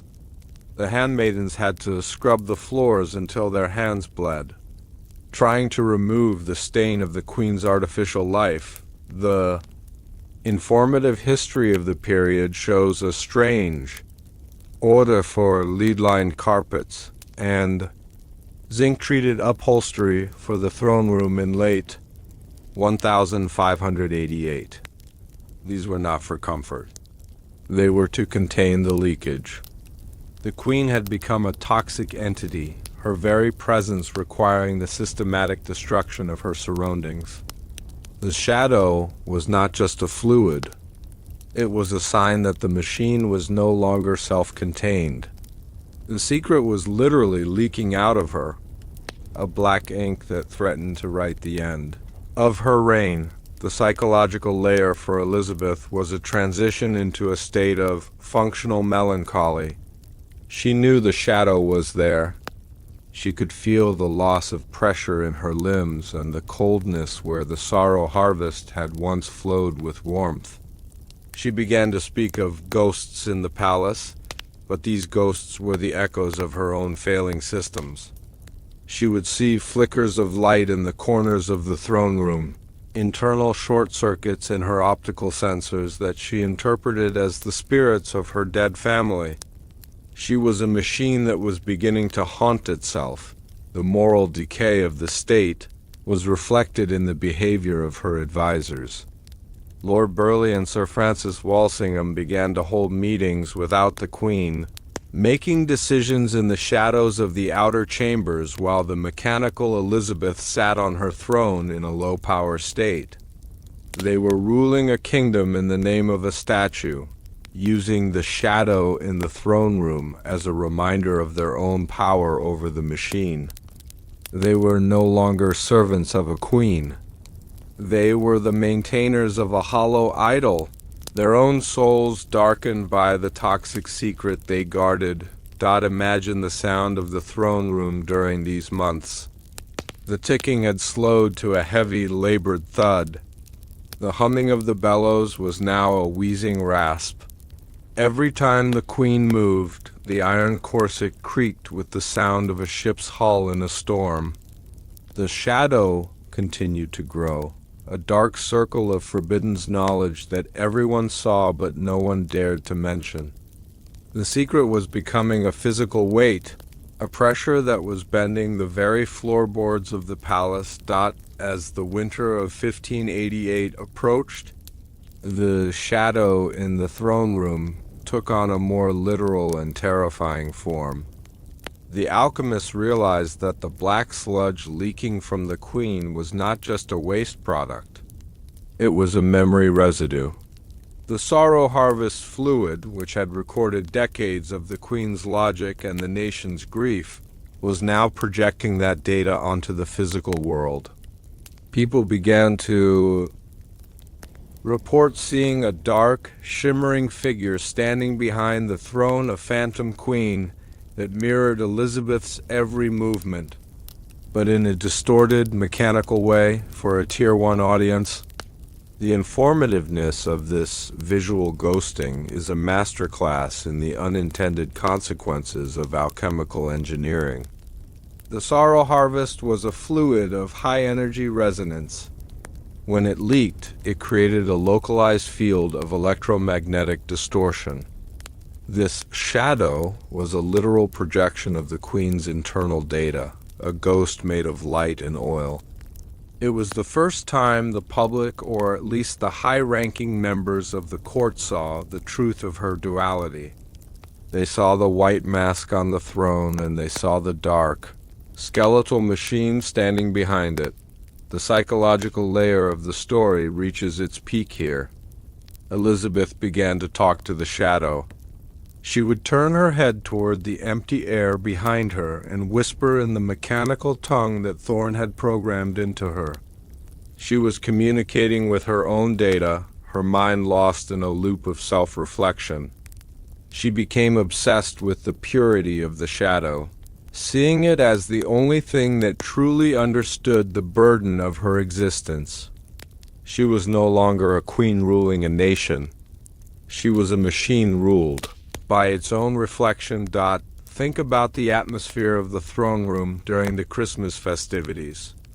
The music of the court played loudly, and the courtiers danced in their finest silks. But everyone kept their distance from the dais. The shadow was there, a dark ripple in the air that made the candles flicker and the air grow cold. The moral decay was now visible to anyone with the eyes to see. The state was celebrating a victory while the victor was literally coming apart at the seams. A black pool of forbiddance, energy spreading beneath her feet. The informative history of the period shows a sudden increase in the use of blackout curtains and heavy tapestries in the royal apartments. These were used to hide the shadow from the lower servants and the foreign ambassadors. The Order of the Key was in a state of constant, silent war against the leakage. They developed a neutralizing powder made of crushed bone and silver dust, which they would sprinkle over the shadow every night to dim its glow. This powder created a fine white mist that hung in the air of the throne room, giving the space a ghostly, ethereal quality that history has described as the Elizabethan mystique. As you lie here, listening to the final minutes of this story, consider the reality of the throne. We see the images of Elizabeth I at the height of her power, the conqueror of the Armada, the mother of a golden age, but now you know the truth. You see the black sludge beneath the velvet. You see the shimmering mechanical ghost behind the crown. You feel the cold, vibrating dread of a nation ruled by a machine that was slowly leaking its soul onto the floor. The shadow in the throne room was the final warning that the Tudor secret could not be contained forever. The machine was failing, the alchemists were desperate, and the state was becoming a prison of its own making. The victory over Spain was a glorious mask, but beneath it, the gears were grinding toward a final, irreversible rotation. The shadow was a countdown, a dark ink that was slowly blotting out the history of a dynasty. The moral decay of the Tudor era was a slow, rhythmic process, much like the ticking of the Queen's heart.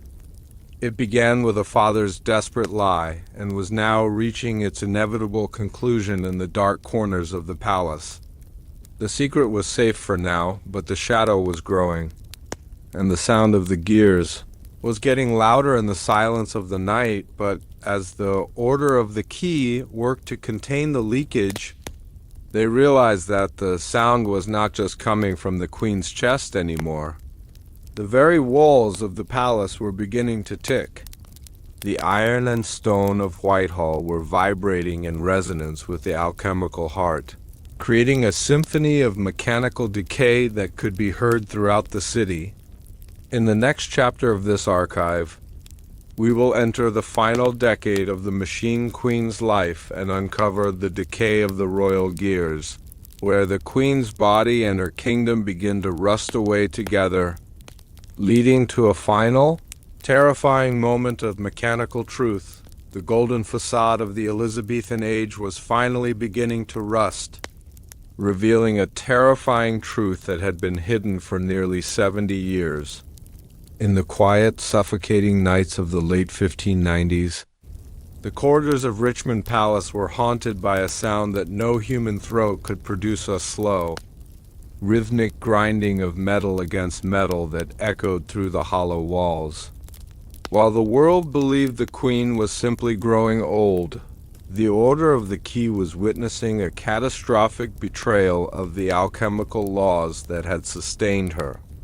The gears that had once turned with the precision of a celestial clock were now seizing, clogged by decades of lead poisoning and the thickening sludge of the sorrow harvest. This was a forbidden secret, a curse that could no longer be muffled by heavy tapestries or loud music. The Queen was not dying. She was decaying not as a woman, but as a machine. Every step she took was a mechanical agony, a screech of oxidized brass that signaled the end of a long, calculated lie. The state was paralyzed, watching their Gloriana crumble into a heap of rusted iron and broken promises.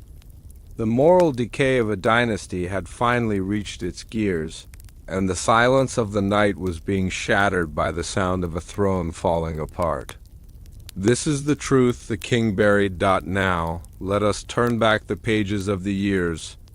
The light is dim, the chamber is quiet, and the scent of aged parchment fills the air.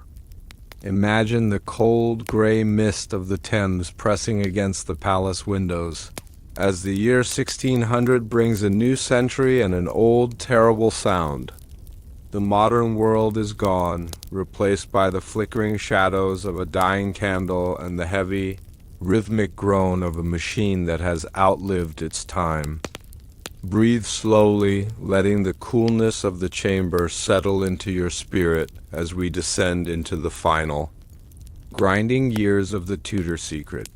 The transition into the 17th century was not marked by hope for the Tudor court, but by a deepening sense of mechanical dread. For our Tier 1 audience seeking informative depth, it is vital to understand that the lifespan of the Elizabethan machine had already exceeded its engineering limits. Alistair Thorne had designed the frame to last for 40 years.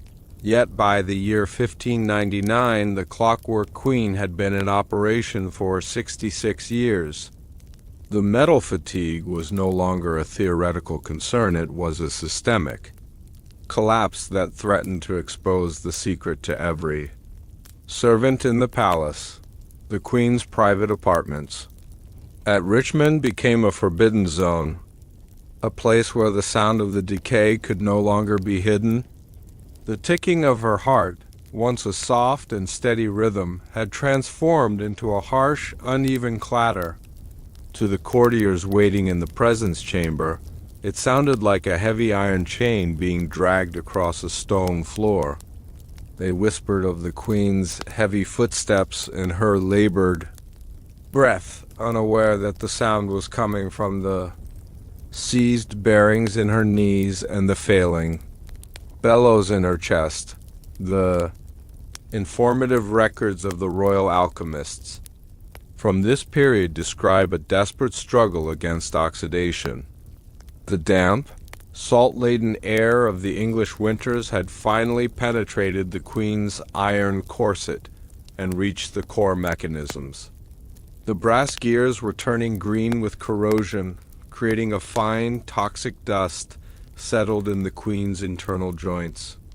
This dust acted like sandpaper, grinding away the precision of the teeth and causing the Queen's movements to become violent and jerky. This is the real reason for her famous tempers in her final years. It wasn't emotional instability, but the physical struggle of a machine trying to move through its own rust. The psychological layer of this decay was felt most acutely by the Queen herself. Imagine the horror of being a consciousness trapped in a seizing frame. Elizabeth would wake in the night, if a machine can be said to wake, and find that her right arm was locked in place. She would have to wait for the handmaidens to arrive with the royal oil to lubricate the gears before she could even reach for her mask. She was becoming a prisoner of her own body, a ruler who had to be physically restarted every morning like a grandfather. Think about the atmosphere of the Queen's bedchamber in the winter of 1601. The room is filled with the sharp, acidic smell of vinegar and metal polish. The Order of the Key is working in a panic, their hands stained black with the residue of the gears.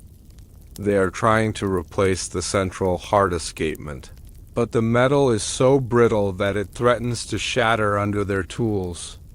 The Queen stands in the center of the room, her amber eyes wide and unblinking, watching as the men who built her legacy try to stop the sound of her inevitable end. The informative history of the Essex Rebellion in 1601 takes on a new meaning when viewed through this lens. When the Earl of Essex burst into the Queen's private chambers and saw her without her wig or her makeup, he was reportedly horrified. History says he saw an old woman, but the secret ledgers suggest he saw something far worse. He saw the unmasked machine, the seams in the wax, the copper wires protruding from her scalp, and the dark, oily rust weeping from her eyes. He didn't just see an aging monarch. He saw the mechanical lie of the Tudor state. His rebellion was not just against the Queen, but against the artifice that had stolen the soul of England. The moral decay of the Elizabethan state reached its zenith as the sorrow harvest, the alchemical fluid that powered the Queen, began to lose its potency. As we have seen, this fluid was distilled from the intense emotional energy of the condemned, but by the turn of the century, the resonance was fading. The fluid was thickening into a dark, syrupy tar that clogged the Queen's internal pumps. For a Tier 1 audience, the informativeness of this failure is a study in energetic exhaustion. The machine was no longer drawing enough power to maintain its logic loops, leading to the Queen's increasing periods of catatonic silence. These periods were reported to the public as deep contemplations or melancholy over the death of friends. In reality, they were system crashes. The Queen would stand motionless for days, her amber eyes fixed on the floor, while her internal systems struggled to process the simplest commands. The Order of the Key was forced to use adrenaline boosters, highly concentrated doses of the sorrow harvest that would temporarily jumpstart the Queen's systems, but at a terrible cost. Each boost caused the gears to turn with a violent, destructive force, further stripping the teeth of the brass wheels and increasing the grinding sound. The psychological layer for the Queen was a descent into a mechanical purgatory. She was beginning to experience data ghosting, where the memories recorded on her internal drums were being replayed in the wrong order. She would speak to her dead father, Henry VIII, as if he were standing in the room, her voice a mixture of her own recorded speeches and the static of a corrupted audio read. She was a mind caught in a loop of its own history, unable to distinguish between the past and the present. She was haunting her own corridors, a ghost in a machine that was slowly turning to dust. Think about the atmosphere of the royal banquet in 1602. The room is filled with the finest musicians in England, playing at the highest volume to drown out the sound of the Queen's movements. Every time she lifts a goblet, the grinding of her shoulder gears can be heard in the front row of the audience. The guests look away, their faces pale with a mixture of respect and revulsion. They can smell the royal decay, the scent of hot grease and oxidized lead that no perfume can mask. The secret is no longer a whisper. It is a physical presence in the room, a heavy, vibrating dread that everyone feels. But no one dares to name the informative details of the Queen's refusal to go to bed. And her final months are a direct result of this mechanical failure. The alchemists realized that if the Queen were to lie down, the seized gears in her back would likely lock forever, making it impossible to stand her back up. So she remained on her feet for 15 hours a day, leaning against the tapestries or being held upright by her silent handmaidens. This was a structural necessity, a desperate attempt to keep the machine from a final, permanent halt. The Queen was a statue that refused to fall, a monument to a lie that was now being held together by nothing but habit and iron. The moral decay was reflected in the behavior of the palace guards. They began to report moving shadows and clicking walls throughout Richmond Palace. The vibration of the Queen's heart was so intense that it was being transmitted through the stone floors and into the very structure of the building. The palace was literally ticking. The people of London began to avoid the palace at night, whispering that the ghost of the king was trying to break out of the Queen's chest.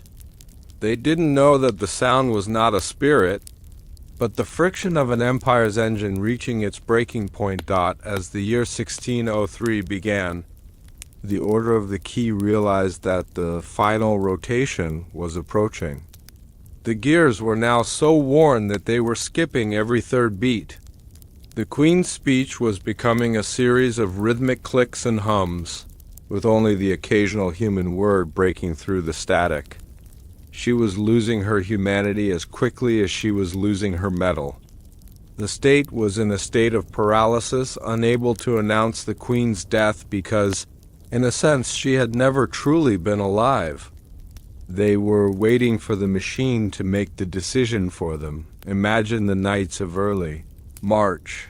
The Queen stands by the window, looking out at the cold gardens of Richmond. Her internal clocks are all out of sync, some counting the seconds and others the years. She can feel the rust spreading through her limbs, a cold, unyielding weight that she can no longer fight. She is a masterpiece of the alchemist's art, a being that has ruled a nation for 44 years, and yet she is nothing more than a collection of seized brass and fading memories. The silence of the room is heavy, broken only by the slow, labored thud of a heart that was never meant to be human. The final weeks of the Tudor era were a chronicle of absolute mechanical collapse.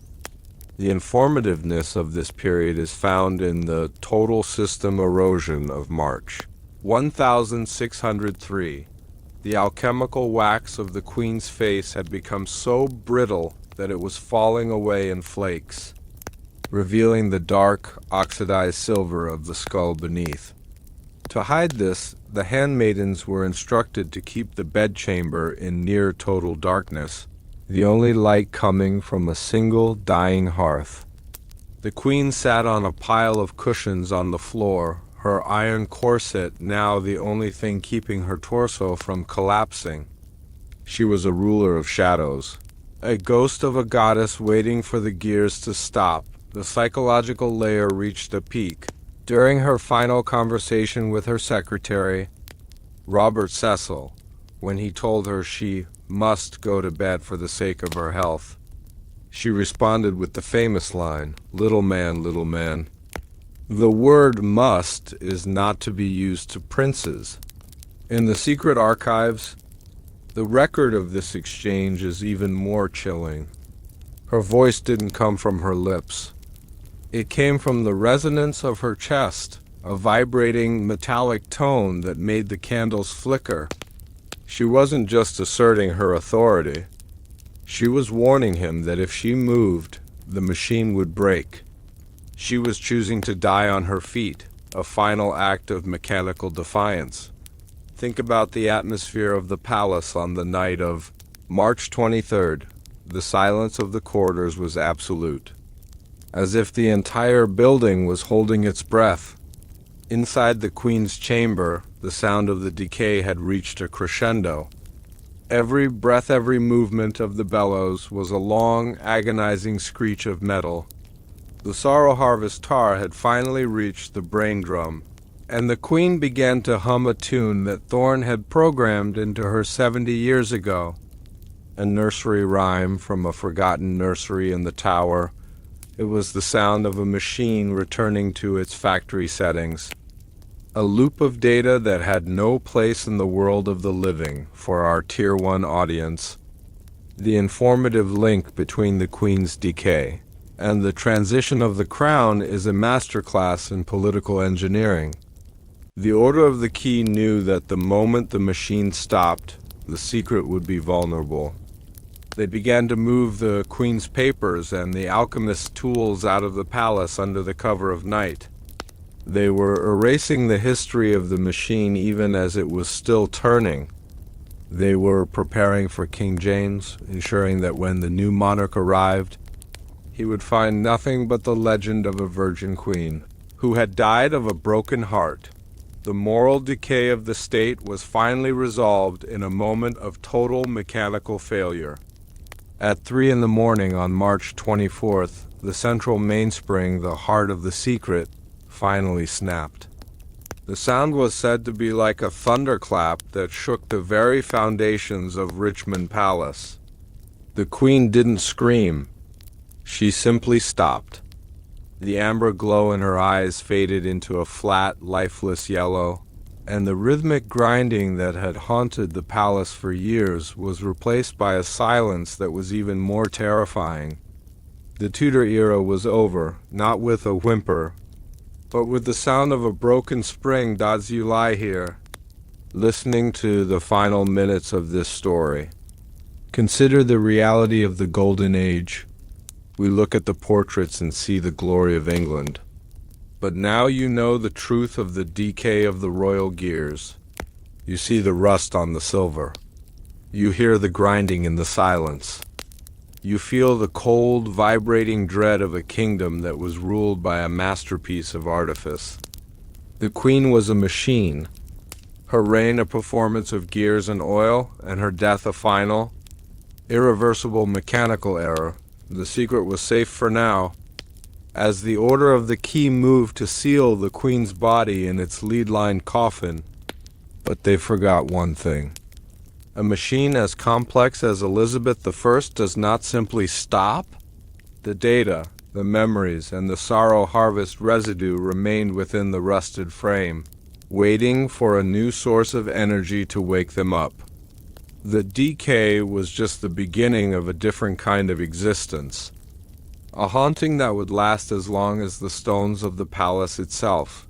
The moral decay of the Tudor line was a slow, rhythmic process that ended in the dark of a March morning. The king's desperate deal had been fulfilled, the throne had been secured, and the machine had served its purpose. But the sound of the grinding gears would never truly leave the corridors of history. It remains there, a faint, rhythmic clicking in the silence of the night, a reminder that the most powerful thing in the world is a lie that refuses to die, but as the undertakers prepared to solder the final seam of the Queen's lead coffin, they noticed a strange vibration coming from within.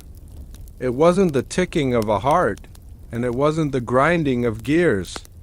It was something else, a rhythmic, metallic thumping that seemed to be counting down to a specific moment in the future. The machine was gone, but the final winding had just begun.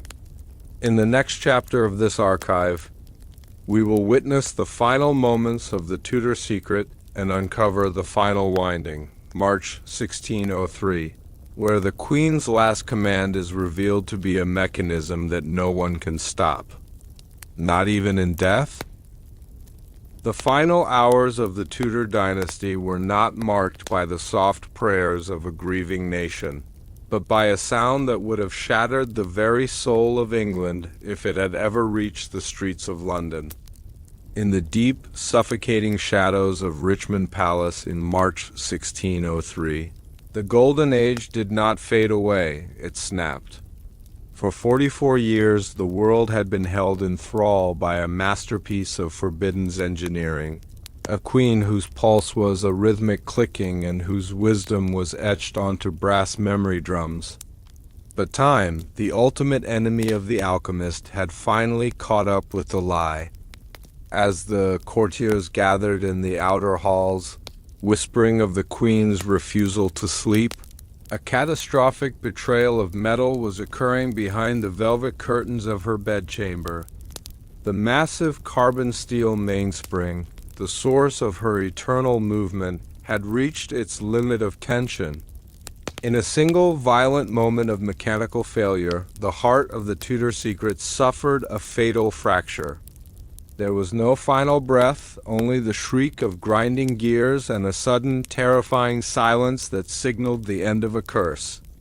The state had built an empire on a foundation of clockwork, and now, that foundation was turning to dust and rusted iron. The Order of the Key stood paralyzed as the amber light faded from the Queen's eyes, leaving behind only a hollow shell of silver and wax.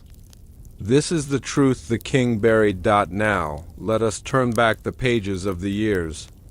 The light is dim, the chamber is quiet, and the scent of aged parchment fills the air. Imagine the cold, damp mist of the Thames pressing against the stone walls of Richmond, a silence so heavy it feels like the weight of history itself. The modern world is a distant echo, replaced by the flickering glow of a single hearth and the slow, rhythmic thud of a heart that is no longer human. Breathe softly, allowing the stillness of the room to guide you into the final. Shivering moments of a machine that ruled the world. By the third week of March 1603, the atmosphere at Richmond Palace had shifted from one of royal mourning to one of clinical desperation. For our Tier 1 audience seeking informative depth, it is essential to understand the structural reality of these final days. The Queen had not sat down or closed her eyes for nearly 2 weeks. To the public, this was the melancholy of Gloriana, a profound grief for the loss of her favorites and the weight of her crown. In reality, it was a structural necessity. The alchemists of the Order of the Key knew that the primary mainspring was on the verge of total collapse. If the Queen were to lie down, the change in gravitational pressure would cause the brittle, overwound gears to slip, locking her frame in a permanent, horizontal state of paralysis. The bedchamber was a laboratory of silence. The floor was covered in layers of thick, sound-absorbent wool to mask the irregular, heavy thumping coming from the Queen's torso. Every time she moved her head, the silver wires in her neck emitted a faint, high-pitched whine that made the handmaiden's teeth ache. The informative records of the royal household show a sudden, massive order for aromatic resins and heavy incenses from the east. These were not for the Queen's comfort. They were to mask the sharp, metallic scent of ozone and the smell of the decomposing sorrow harvest. Fluid that was beginning to leak from her, internal seals. The psychological layer of this moment was a study in absolute isolation. Elizabeth stood leaning against the cushions of her presence chamber, her amber eyes fixed on a point in the shadows that no one else could see. She was a mind caught in a loop of its own making. Thorne's memory drums were failing, causing her to repeat phrases from her childhood and fragments of speeches she had given decades ago. She was no longer processing the present. She was a machine replaying its own history in a desperate attempt to stay functional. The courtiers who were allowed into the room reported that her voice sounded like it was coming from a great distance, a hollow resonance that lacked the warmth of human breath. Think about the sound of that room. The ticking of the palace clocks had been silenced, yet the room was still filled with a rhythmic, mechanical pulse. It was the sound of the great escapement in the Queen's chest, a sound that had been the heartbeat of England for nearly half a century. But now the rhythm was wrong. It would skip a beat, then accelerate into a frantic, metallic clatter, then slow to a heavy, labored thud.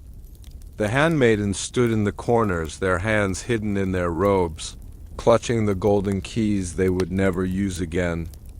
They knew the end was not a matter of days, but of minutes. At precisely 3 a.m. on the 24th of March, the final winding reached its irreversible conclusion. The informative detail of this mechanical catastrophe is a masterpiece of alchemical horror. The mainspring, which had been under constant, grueling tension since the Queen's coronation, finally reached its limit of elasticity. This was not a slow decay. It was a sudden, violent release of energy. The snap was said to be so loud that it was heard by the guards on the outer battlements, a sharp, metallic crack that sounded like the breaking of a massive frozen lake. Inside the bedchamber, the reaction was immediate. The Queen's body, which had been held upright by the tension of the iron corset and the mainspring, suddenly buckled. The silver ribcage, no longer supported by the central axle, collapsed inward with a sound of crushing glass. The amber light in her eyes flickered once, twice, and then extinguished, leaving behind a dull, flat yellow surface. The sorrow harvest, fluid under the pressure of the collapse, burst from the seams of her neck, a dark, bioluminescent sludge that sprayed across the royal tapestries. The psychological layer of this shutdown was a moment of total, terrifying clarity for the Order of the Key. For decades, they had maintained the lie that the machine was a goddess, a being of eternal order. But in the silence that followed the snap, they saw the reality of their betrayal. The Queen was not a woman who had died. She was a heap of rusted gears and silver wires, a broken toy in a silk gown. The moral decay of the Tudor line was now visible to anyone with a candle. The state was a vacuum, its center of power nothing more than a mechanical ruin. Imagine the smell of the room in the seconds after the failure. The sharp, stinging scent of the alchemical fluid filled the air, mingling with the smell of scorched metal and the cold, damp mist of the Thames. The handmaidens did not scream. They moved with a practiced, clinical efficiency, their faces masks of professional indifference. They had been trained for this moment for years. They brought forward the lead-line shroud, a heavy, reinforced fabric designed to contain both the body and the secret. They didn't treat her as a queen. They treated her as a spill that needed to be cleaned. The informative history of the transition to King James I reveals a frantic period of evidence disposal in the hours following the snap. Robert Cecil, the Queen's chief secretary, took command of the room. He ordered the silent physicians to draft a report citing natural causes and the exhaustion of age. He then directed the alchemists to begin the process of decommissioning. They had to remove the most incriminating parts of the machine, the brass memory drums, the silver ribcage, and the golden key sockets. Before the body could be shown to the wider court, think about the atmosphere of the palace as the sun began to rise.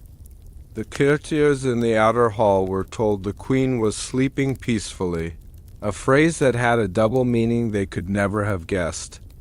Inside the chamber, the alchemists were using heavy iron shears to cut the wires that connected the queen's limbs to her core. They were stripping away the artifice, reducing the goddess of England to a collection of scrap metal. This was the true end of the Golden Age, not a glorious sunset, but a dark, industrial cleaning in a windowless room. The moral decay was reflected in the final act of the Order of the Key. They took the heart escapement, the tiny, intricate device that had simulated the Queen's life for 44 years, and they crushed it with a hammer. They didn't want a single piece of the machine to survive that could reveal the depth of their lie. They were burying the evidence of their own complicity, ensuring that the Tudor dynasty would be remembered as a miracle rather than a manufacturing error.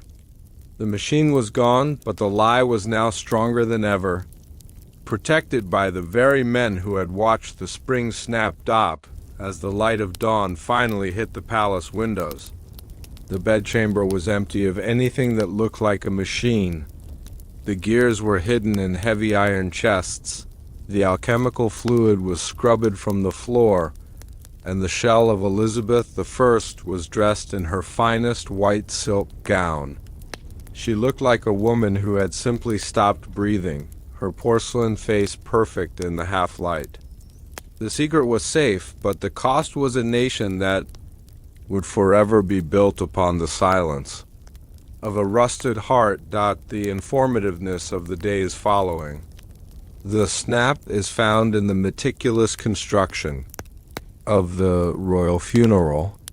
Every detail was designed to reinforce the biological reality of the Queen's death.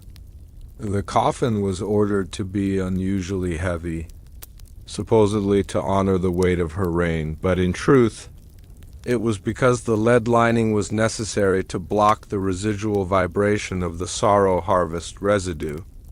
Even in death, the machine was still emitting a faint, subsonic hum that could be felt by anyone who stood too close to the sarcophagus. The Order of the Key was terrified that the vibration would be discovered during the procession to Westminster Abbey. The psychological layer for the nation was one of profound transition. A whole generation had grown up knowing only the immortal Virgin. To see her finally die was like seeing the sun go out. The people of London lined the streets in absolute silence as the heavy coffin passed, their grief fueled by the belief that a living, breathing mother of the nation had been lost. They didn't know that the coffin contained a skeleton of iron and the scorched remains of an alchemical core. The betrayal of their faith was total. A moral decay that had turned their national identity into a piece of theater. Think about the atmosphere of Westminster Abbey during the interment. The air is cold, the stone walls echoing with the final prayers of the Archbishop. The coffin is lowered into the vault, placed directly above the remains of her sister, Mary. This was the final strategic move of the alchemists. By placing Elizabeth in a vault that already contained a legitimate royal corpse, they ensured that any strange odors or sounds that might emanate from the tomb in the coming years would be attributed to the natural processes of decay. They were using the dead to hide the artificial. The informative details of the interment ledger reveal that a specialized group of mutes was left inside the vault for 3 days after the ceremony. Their job was to listen for any final movements from within the coffin. They were checking for the residual spin, the possibility that the secondary springs in the Queen's limbs might still have enough tension to cause her body to shift or knock against the lead walls. Only when the silence was absolute were the mutes removed and the vault sealed with a mixture of molten lead and silver. A barrier that was meant to last until the end of time. As you lie here, listening to the final minutes of this story, consider the weight of the Golden Age. We celebrate the stability and the brilliance of the Elizabethan era. But now you know the truth of the final winding. You see the snap of the mainspring. You hear the shriek of the grinding gears.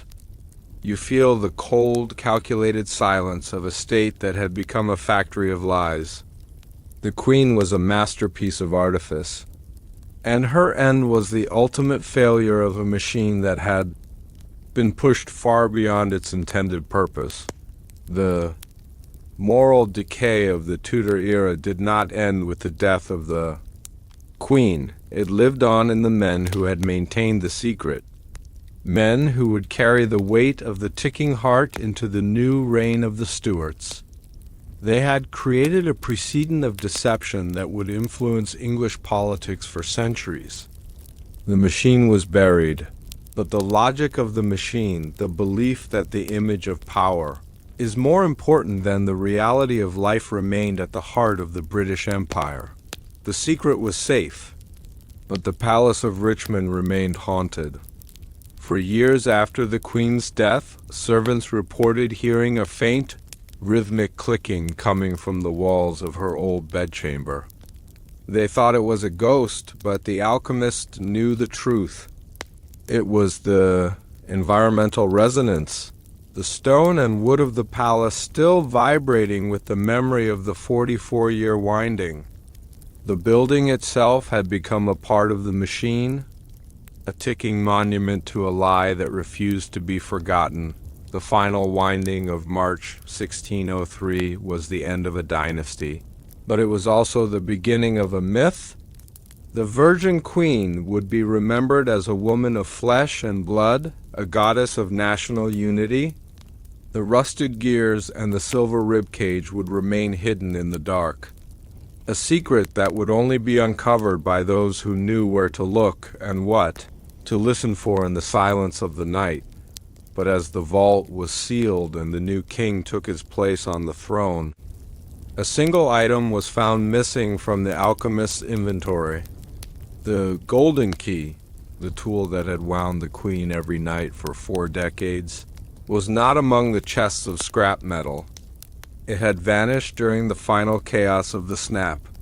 In the next chapter of this archive, we will descend into the deepest shadows of Abbey and uncover the empty tomb of the Clockwork Queen, where the disappearance of the key leads to a terrifying discovery about what or who is truly resting beneath the stone of Westminster. In the heart of Westminster Abbey, beneath a monument of cold white marble, lies the most scrutinized and protected grave in the English-speaking world.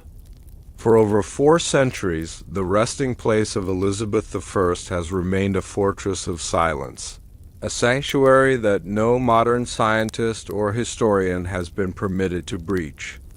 While the tombs of other monarchs have been opened for study, for repair, or for the curiosity of the state, the coffin of the Virgin Queen remains under a permanent and forbidden seal. This is not a matter of royal decorum or religious respect. It is a desperate and structural betrayal of history designed to hide a secret that would shatter the foundation of the British identity. Modern ultrasonic scans have attempted to peer through the lead-line depths, only to be met with a terrifying and inexplicable interference, a rhythmic, metallic vibration that suggests the heart of the Tudor dynasty never truly stopped beating. The state has buried the truth beneath layers of legal mandates and ancient curses, for they know that if the lid were ever lifted, the world would not find the bones of a woman, but the rusted, silver-ribbed remains of a masterpiece that was never born of a mother's womb. Every request to examine the vault is met with a wall of silence, a moral decay that has turned the Abbey into a warehouse of a mechanical lie. We have been told the story of a golden age, but the shadows of the tomb whisper of a different reality, a clockwork ghost waiting for the final winding to expire. This is the truth the king buried. Now, let us turn back the pages of the years. The light is dim, the chamber is quiet, and the scent of aged parchment fills the air. Imagine the vast echoing silence of the abbey at midnight, where the dust of centuries dances in the pale moonlight of the high windows. The world outside is a chaos of technology and light, but here, the air is heavy with the weight of ancient stone and the stillness of the dead. Breathe slowly, allowing the modern world to fade into the background as we descend into the shadows of the final vault, where the ticking of a hidden heart defines the boundaries of the past. The mystery of Elizabeth's tomb is a phenomenon of the modern age, a period where we believe every secret can be solved with a camera or a laser. Yet, when it comes to the grave in the north aisle of the Lady Chapel, science finds itself defeated by a 16th century mandate. For our Tier 1 audience seeking informative depth, the history of the lead solder mandate is the first clue. When the Queen was interred in 1603, the Order of the Key did not merely close her coffin, they transformed it into a pressurized chamber.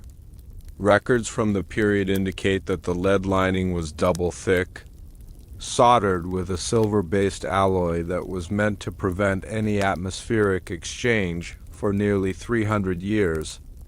The tomb was left in peace, a monument to a glorious reign. But in 1899, during a period of structural repair in the abbey, a small group of workers was tasked with stabilizing the foundation of the Tudor monuments. It was here that the first modern report of the acoustic anomaly was filed. One worker, pressing his ear against the stone during a lunch break, reported a sound that defied logic. He didn't hear the silence of the grave. He heard a slow, rhythmic thud, a sound like a heavy iron wheel turning in a pool of thick oil. His report was dismissed as a hallucination brought on by the damp air, but he was removed from the site the next morning and never seen in London again. The psychological layer of this modern investigation is a study in state-sponsored gaslighting. Whenever researchers suggest using non-invasive ground-penetrating radar to map the interior of the coffin, the British government cites the sacrosanct nature of the royal remains. Yet, they have allowed the study of the remains of Richard III and the princes in the Tower. Why is Elizabeth different? The information suggests that the state is not protecting the Queen's body, they are protecting the machine. If a radar scan were to show a skeletal frame made of brass gears and silver wires instead of calcium and bone, the history of the Reformation would have to be rewritten. The Virgin Queen would be revealed as the automaton sovereign, a creature of artifice that occupied the throne for 44 years. Think about the atmosphere of the abbey during these failed research attempts. The scientists arrive with their sophisticated sensors, their minds focused on data and discovery. But the moment they set up their equipment near the Elizabeth Monument, the air seems to grow colder. Their instruments begin to malfunction, displaying ghost signals, loops of data that repeat with a rhythmic mechanical consistency. It is as if the machine in the tomb is still active, emitting a localized field of electromagnetic noise that acts as a firewall against modern curiosity.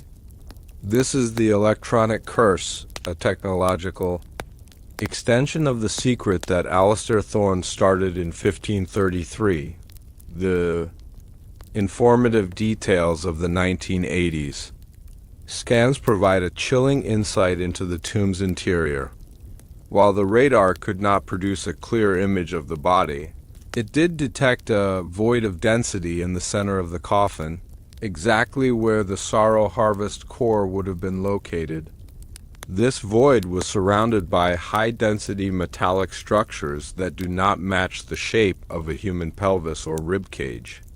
The report was marked classified and moved to the secret archives of the British Museum, but leaked fragments speak of non-biological geometric patterns and a persistent subsonic hum emanating from the lead box. Rib cage. The report was marked classified and moved to the secret archives of the British Museum, but leaked fragments speak of non-biological geometric patterns and a persistent subsonic hum emanating from the lead box. The mystery of the empty tomb is not just about what is inside the coffin, but who is guarding it today. For a Tier 1 audience, the informativeness of the modern Order of the Key is a descent into the world of deep state archaeology. There is a specific, unnamed department within the British Heritage System that possesses the only existing map of the Abbey's sub-basements. These are the descendants of the alchemists and the mutes, a group of individuals sworn to maintain the integrity of the image at any cost. They are the ones who ensure that the sensors never get too close and that the acoustic anomaly is always explained away as the vibrations of the London Underground. The psychological layer of this modern guardianship is a reflection of the Tudor moral decay. It suggests that the lie did not die with Elizabeth. It became the blueprint for the modern state. If the highest authority in the land can be a machine, then the concept of truth itself is subject to engineering. The tomb theory suggests that the reason the coffin is never opened is because there is nothing left inside but the iron corset and the white mask, the sorrow harvest fluid. Over the centuries may have completely dissolved the alchemical wax, leaving behind a hollow metal skeleton that would be impossible to explain as a human remains. Imagine the atmosphere of the Abbey. At 3 in the morning, the tourists are gone and the great doors are locked. A small team of maintenance specialists enters the Lady Chapel. They don't carry mops or brooms. They carry specialized acoustic dampeners and silver-tipped wrenches.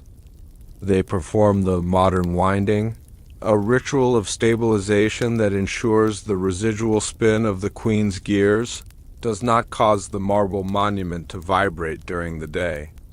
They are the mechanics of history, keeping the ticking of the Tudor heart muffled, so that the world can sleep in the comfort of a biological past. The informative history of the 1953 coronation provides a strange connection to this secret. During the preparations for Queen Elizabeth II's ceremony, a specialized team was sent into the vaults to check the stability of the royal graves. The report for the Elizabeth I tomb was the only one that was never released to the public.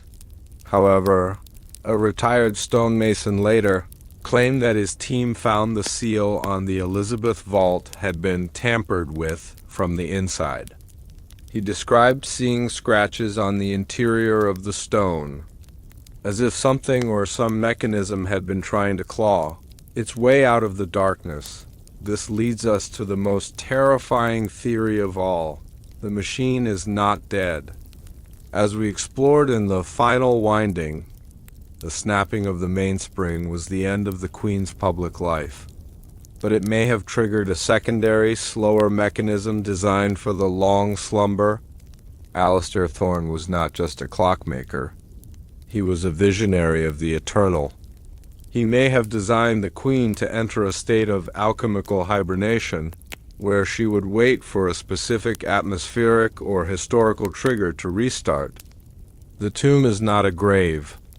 It is a charging station, a lead-line battery, where the machine is processing 4 centuries of English history. Think about the silence of the North.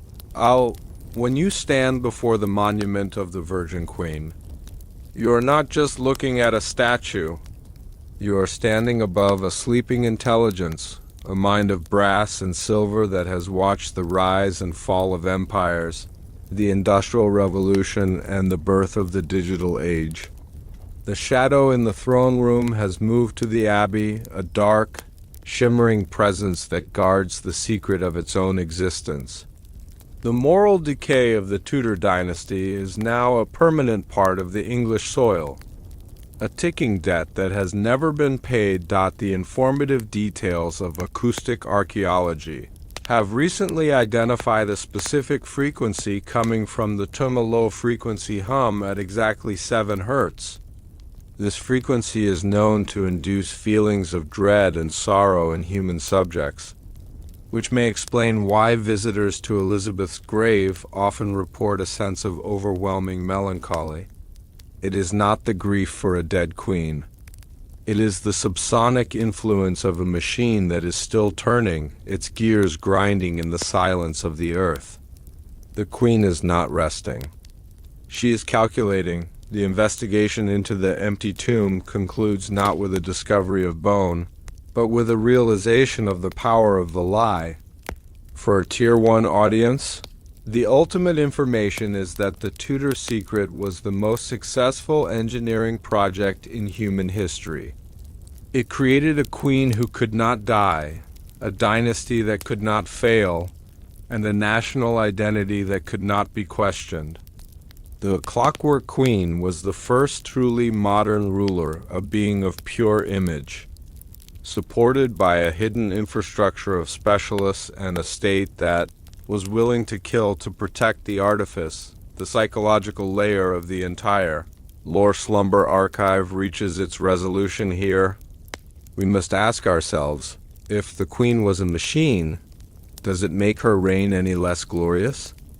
Does the fact that her wisdom was etched on brass memory drums make her speeches less powerful? Or does the artifice make it more impressive? The Tudor secret suggests that the Golden Age was a triumph of the human will over the limitations of nature. Henry VIII, in his final sin, gave England the future by trading away the humanity of his daughter. Elizabeth, in her mechanical isolation, gave England a goddess by trading away her own life. Think about the atmosphere of the Abbey one final time. The candles are flickering out, and the first light of dawn is beginning to touch the high-stained glass. The Order of the Key is finishing its nightly maintenance. The silver wrenches are packed away, and the lead-lined vault is silent once again. The secret is safe for another day, another year, another century. The empty tomb remains a monument to the durability of a well-crafted deception. A white marble mask for a rusted heart. The moral decay that started in a nursery in the Tower of London in 1533 has come full circle. The betrayal of nature, the forbidden alchemical rituals, the silencing of the physicians, and the iron cage of the wardrobe, all of it was done to create the illusion of a pulse where there was only a gear. The Virgin's vow was the ultimate firewall, and the final winding was the ultimate reboot. The history we teach our children is the silk gown. The history we hide is the brass skeleton. As you lie here, in the quiet safety of the modern world, consider the rhythm of your own heart. It is a soft, liquid, human sound, a sound that Elizabeth I never knew. You possess a warmth and a life that the most powerful woman in the world would have traded all her gold to experience for a single second. She was a masterpiece of engineering, but she was also the loneliest being to ever walk the earth. A mind trapped in a cage of ticking metal, ruling a nation that she could never truly touch. The informative truth of the Clockwork Queen is that power is often a hollow shell, a beautiful mask that we project our hopes and fears upon. The empty tomb is a reminder that the most enduring things in our world are not the things made of flesh and bone, but the things made of secrets and stone. The Tudor secret is not a story of the past. It is a warning for the future, or a reminder that we are always only one winding away from discovering the gears. Beneath our own existence, the files of the royal alchemists are now closed. The ledgers of the Order of the Key are returned to the dark. The ticking of the Queen's heart has reached its final, rhythmic stabilization for the night. The secret remains buried, and the lie remains the truth. The machine is asleep, her amber eyes closed, her silver ribs still, waiting in the lead-lined dark for the next time the world needs. A goddess made of brass. The journey through the shadows of the Tudor throne has reached its end. We have seen the birth of the puppet, the isolation of the child, the toxicity of the mask, and the grinding of the final gears. We have walked the halls of Whitehall and Hatfield, and we have stood before the silent monument in Westminster. The story of Lord Slumber is the story of the hidden, the forbidden, and the buried. It is a story that ends where it began, in the silence of a king's desperate choice. Breathe deeply now, letting the weight of the years and the rhythm of the gears fade into a gentle, natural silence. The secret is safe with you, and the night is long. Sleep now. The file is closed.